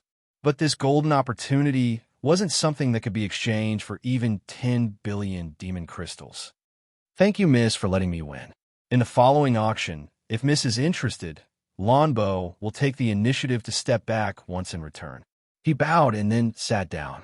He had already aroused the other party's curiosity. What he needed to do now wasn't to show off too much, but to display his own charm. In fact, it would be best if he could hide a bit of indifference and indifference. Only like this would women not think that he was deliberately trying to approach them. Of course, no matter how much he said, it was all in theory. It was nothing more than empty words. The true hard conditions were that he was handsome, beautiful, and that his family had a large amount of land and connections. Otherwise, all of this would be like the dragon-slaying skill that he had learned. As for whether or not these words hurt his heart, this was the truth. It had nothing to do with whether or not it hurt his heart. A strange light flashed in Qin Yu's eyes. He was now sure that this woman, Liao Shi, was plotting something. Otherwise, with her terrible personality and how she had been clamoring about smashing everyone with demon crystals before the auction started, how could she give up so easily? Moreover, she was still exchanging blows with this pretty boy called Lan Bo. If there was something fishy going on, then he would open his mouth and eat the table. Could it be that Liao Shi's personality had suddenly changed, and she was moved by this pretty boy? Thinking back to how she had been so obsessed with reading all sorts of random books, Qin Yu suddenly felt that this wasn't impossible. If this was really the case, then Liao Shi's taste were truly terrible. He didn't believe that with Liao Shi's eyesight, she wouldn't have been able to see that this Lan Bo brat was clenching his teeth and stubbornly holding on. As Qin Yu was lost in thought, he was suddenly kicked hard. He looked up and glared at her. "Why are you stepping on me?" Liao Shi had a smile on her face. Her lips moved and she clenched her teeth. "I'm warning you, stop thinking nonsense. Act normally and don't ruin my plans." Qin Yu coldly sneered. "If you really like this boy, then that's your own business. I can't be bothered to care." The auction continued. He was bored. He leaned back and subconsciously turned around, glancing at Mianya. After several breaths of time, Qin Yu frowned. He thought for a moment and then stood up.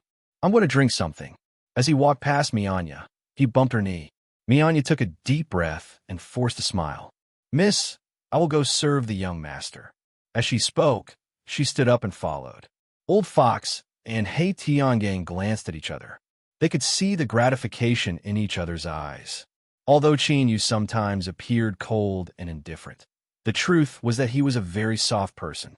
If they followed such a person, they wouldn't encounter any heart-wrenching things. It seemed that their decision was correct. Qin Yu walked to where the buffet snacks were placed. He stopped in a corner and turned around, frowning. "What's wrong with you?" On the way here, Mianya had thought about many things. She had originally decided not to say anything, but as soon as she was asked this question, tears began to flow down her face. Qin Yu was startled. He could sense that this nine-tailed demon fox demoness wasn't just trying to seduce him. Rather, she was really crying. "Hey, If you have something to say, then say it. What are you crying for? If others see this, they will suspect that I've done something bad to you. Mianya sobbed as she wiped away her tears. I'm sorry, young master, but I really can't help it. I want to ask something of you. Although it's a bit excessive, please help me. As she spoke, she knelt down. Chinyu grabbed her and said in a low voice, If you want me to refuse you, then continue kneeling. I absolutely won't stop you. Mianya paused and stood up. She raised her head and looked at him with bloodshot eyes. Chinyu drew back his hand and rubbed between his eyebrows. Indeed, curiosity was something that he absolutely couldn't have. As for being soft-hearted, they were just some abyssal demons. They were mortal enemies of the world, so he didn't care at all. That's right, I'm just curious. Chinyu took a deep breath and put down his hand. Speak. What's going on?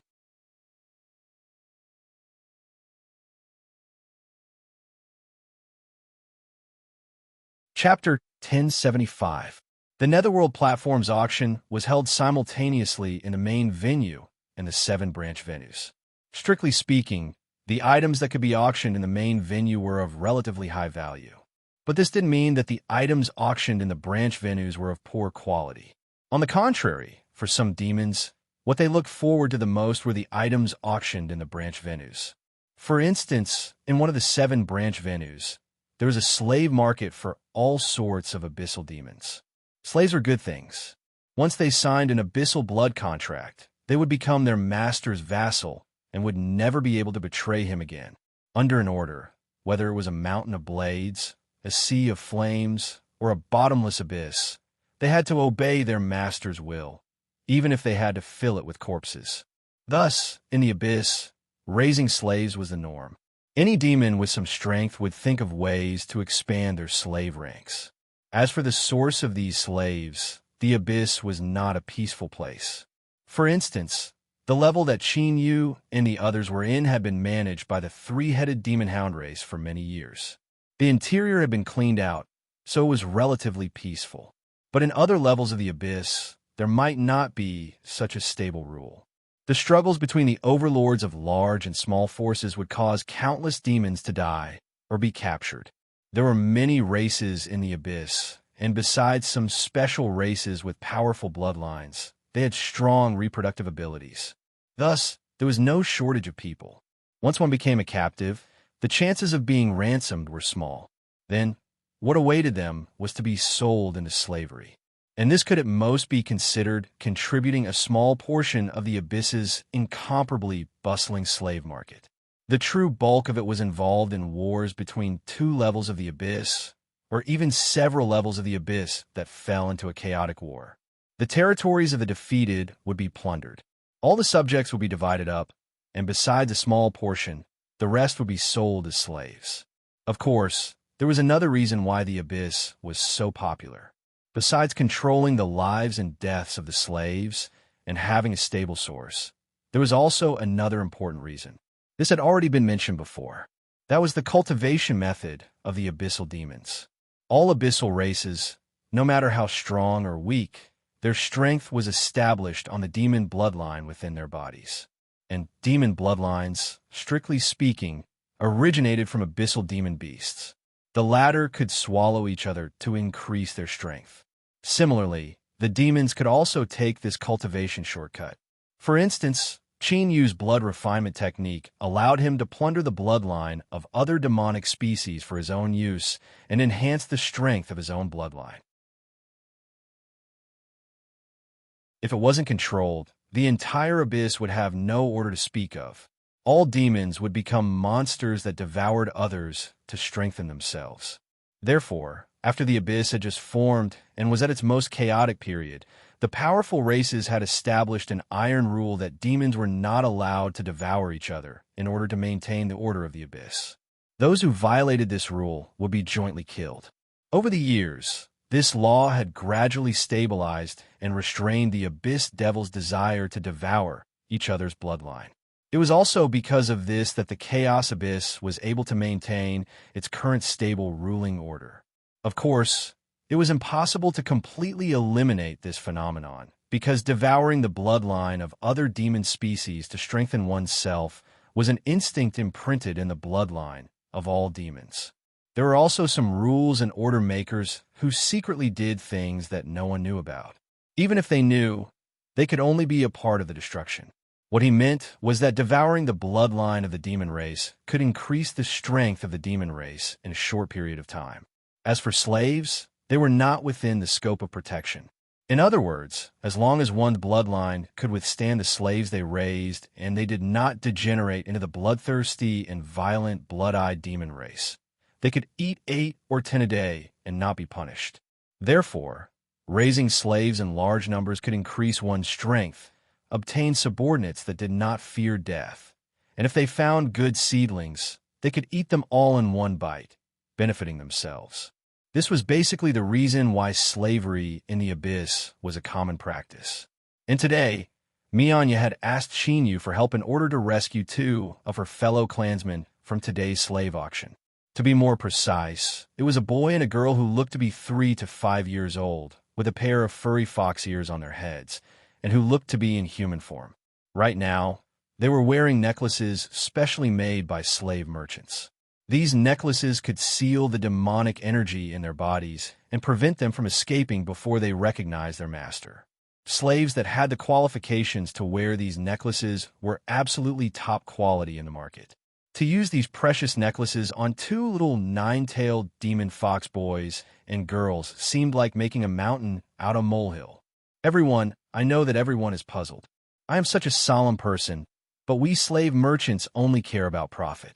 Since I am willing to pay a heavy price to help these 2 little things wear these slave necklaces, there must be a reason. The owner of this slave stall was a short and stout demon. He wore large gold chains and sunglasses, and a black robe that revealed his chest. 2 thick fangs protruded from his lips. Looking at his wild and unruly hair that pointed straight into the sky, it was clear that what flowed through his body was the bloodline of an abyssal wild boar. A boar didn't completely represent a simple and stupid person. On the contrary, the bloodline of an abyssal wild boar was extremely cruel and cruel. It was one of the more formidable, middle-level demon bloodlines. He tore open the robe in front of his chest to reveal his fat abdomen. In truth, his skin was thick and his defensive capabilities surpassed that of iron and stone. There was a terrifying scar on his abdomen. The flesh and blood on the surface seemed to have been corroded by a powerful demonic energy, turning a horrifying dark blue color. Now, it was crudely stitched together by some sort of silk thread. It was like a giant and fierce centipede was lying there, a horrifying sight to behold. This wound was caused by this little boy. If it weren't for my thick abdomen, I would have been cut open by him. The surrounding demons' complexions changed as they heard this, but most of them revealed looks of doubt. The truth was that these 2 9-tailed demon fox boys and girls were far too young. Even though their bloodlines were powerful, it was very difficult for them to be able to inflict such serious injuries on this slave trader, who was obviously very powerful.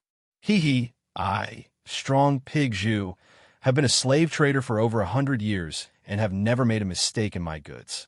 All the customers that have worked with me are well aware of this. If you don't believe me, I can understand. I will naturally give you an explanation. He closed his robe, seeming to tear at his wounds. He grimaced in pain and turned to glare at the little boy who was glaring at him. Why do you hate me? I wasn't the one that destroyed your village. Also, if it weren't for you being able to sell me for a good price, I would have taught you just how much you would have to pay for that claw of mine. With a cold sneer, Strong Pig Zhu walked over and reached out to grab the little boy. The little girl beside him tightly hugged him. Her eyes were tightly closed, tears constantly flowing out. Little sister, let go.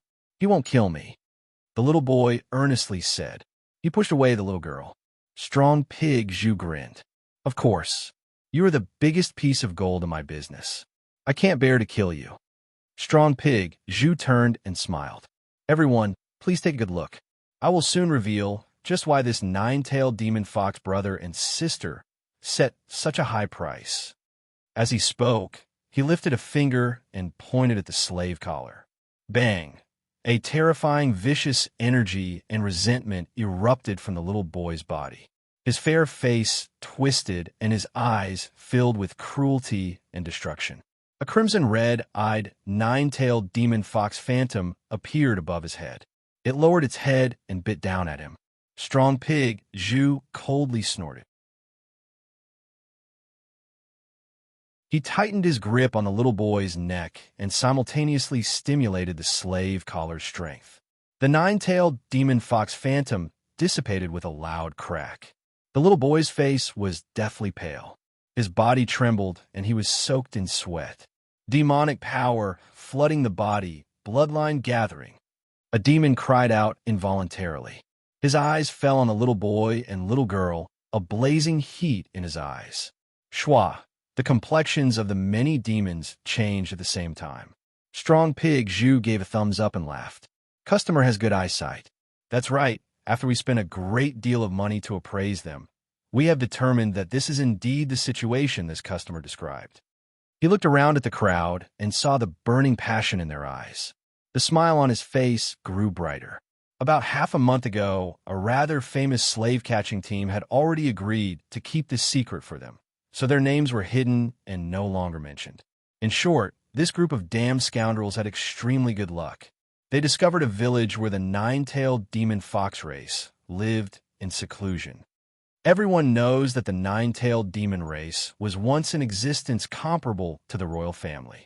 Even though they have declined, whether it is the men or women of this race, they are still the most sought-after top goods in the slave market. Each one of them can be sold for a high price. But this group of scoundrels, perhaps because their hands were stained with too much blood, they were finally abandoned by the will of the abyss. When they broke into this village, they encountered the desperate resistance of the nine-tailed demon fox. As for the specific process, although I didn't personally experience it, based on my understanding of those scoundrels, for them to still reveal expressions of fear after telling their story, it must have been extremely terrifying. Strong Pig Zhu loosened his hand and threw the boy behind him. He pointed at them and said, "In the end, the slave hunters suffered heavy casualties.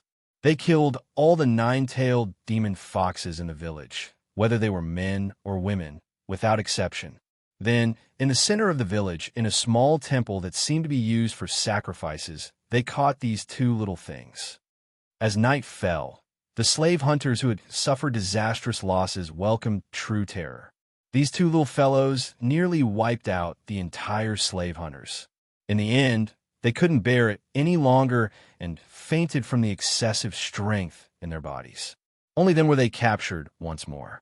As for the wound on my body, it was caused by a moment of carelessness when I was helping him put on the slave collar." Strong Pig Zhu sucked in a deep breath. "Now, I have clearly explained their origins and conditions. Everyone here should know the value of these two little things, right? It can be said that their bloodline talent has reached an inconceivable level. As long as they grow up, they will surely become demon generals. In fact, they even have a good chance of attacking the demon commander realm. To tell the truth, I had thoughts of keeping them here, but in the end I gave up on such a tempting idea. Perhaps I might be able to control demon general level slaves, but if they're demon commanders, disregarding whether or not they will betray me in the future, just the fact that they are treasured is enough to make me suffer the consequences. Thinking about it, those scoundrels of the slave hunters that sold them to me also had similar thoughts in their hearts." He stretched out a hand and raised two fingers. "In order to purchase them, I paid a great price. The slave collars on these two little things' necks, as well as the wound I received, all of this will be included in the cost. So they set the price at 20 million demon crystals. Moreover, I ask all of you to listen carefully. 20 million for one person and 40 million for two people. Whoosh minus 40 million demon crystals. Even the main auction house. This was a massive amount of money, let alone in the slave market where profits were low but quick. It was simply shocking. Many demons widened their eyes as if they were looking at a madman. They looked at Strong Zhu, who had raised two fingers. But the ground beneath their feet seemed to take root as they stood there motionlessly. Good goods had a good price. 40 million demon crystals sounded unbelievable, but one could come to a conclusion after thinking about it. This price wasn't particularly exaggerated. The market price of a demon general level slave was around 3 to 5 million demon crystals. As mentioned before, an ordinary demon general would have a wealth of around 1 million demon crystals. But wealth and life were clearly not equal. Even if you gave them 5 million demon crystals, a demon general wouldn't die. But as long as you spent these demon crystals to buy a demon general level slave, you could do whatever you wanted. You could choose from all sorts of unique skills, so this price was relatively reasonable. The two nine-tailed demon fox clan boys and girls, although they were weak, they had superb growth potential. Just now, after the boy removed his slave collar and released his aura, it wasn't difficult to determine that he had the potential to attack the demon commander realm. And a demon commander level slave was priceless. They rarely appeared in the slave market, and even if they did, they would quickly be bought by powerful buyers. It had to be known that this was a demon commander that stood above all others. Besides the abyssal demon kings, they stood at the peak of the abyssal demon race. They represented endless wealth and power. 20 million demon crystals to buy a slave that had a chance of becoming a demon commander in the future. This could be considered a great gamble. But as long as they won, they would gain 10 times or even 100 times the profit. Nearly the entire slave market was drawn in. The air fell deathly silent, and the eyes of many demons were filled with uncertainty. Even if they only bought one, it would still cost 20 million demon crystals. This decision wasn't so easy to make. Mianya had a nervous expression. She glanced at Xinyu from time to time, but she didn't dare to say anything. 40 million demon crystals far surpassed the limits of what she could bear. Only Xinyu could buy them. 40 million demon crystals. I want these two little things. A charming voice suddenly sounded out in everyone's ears.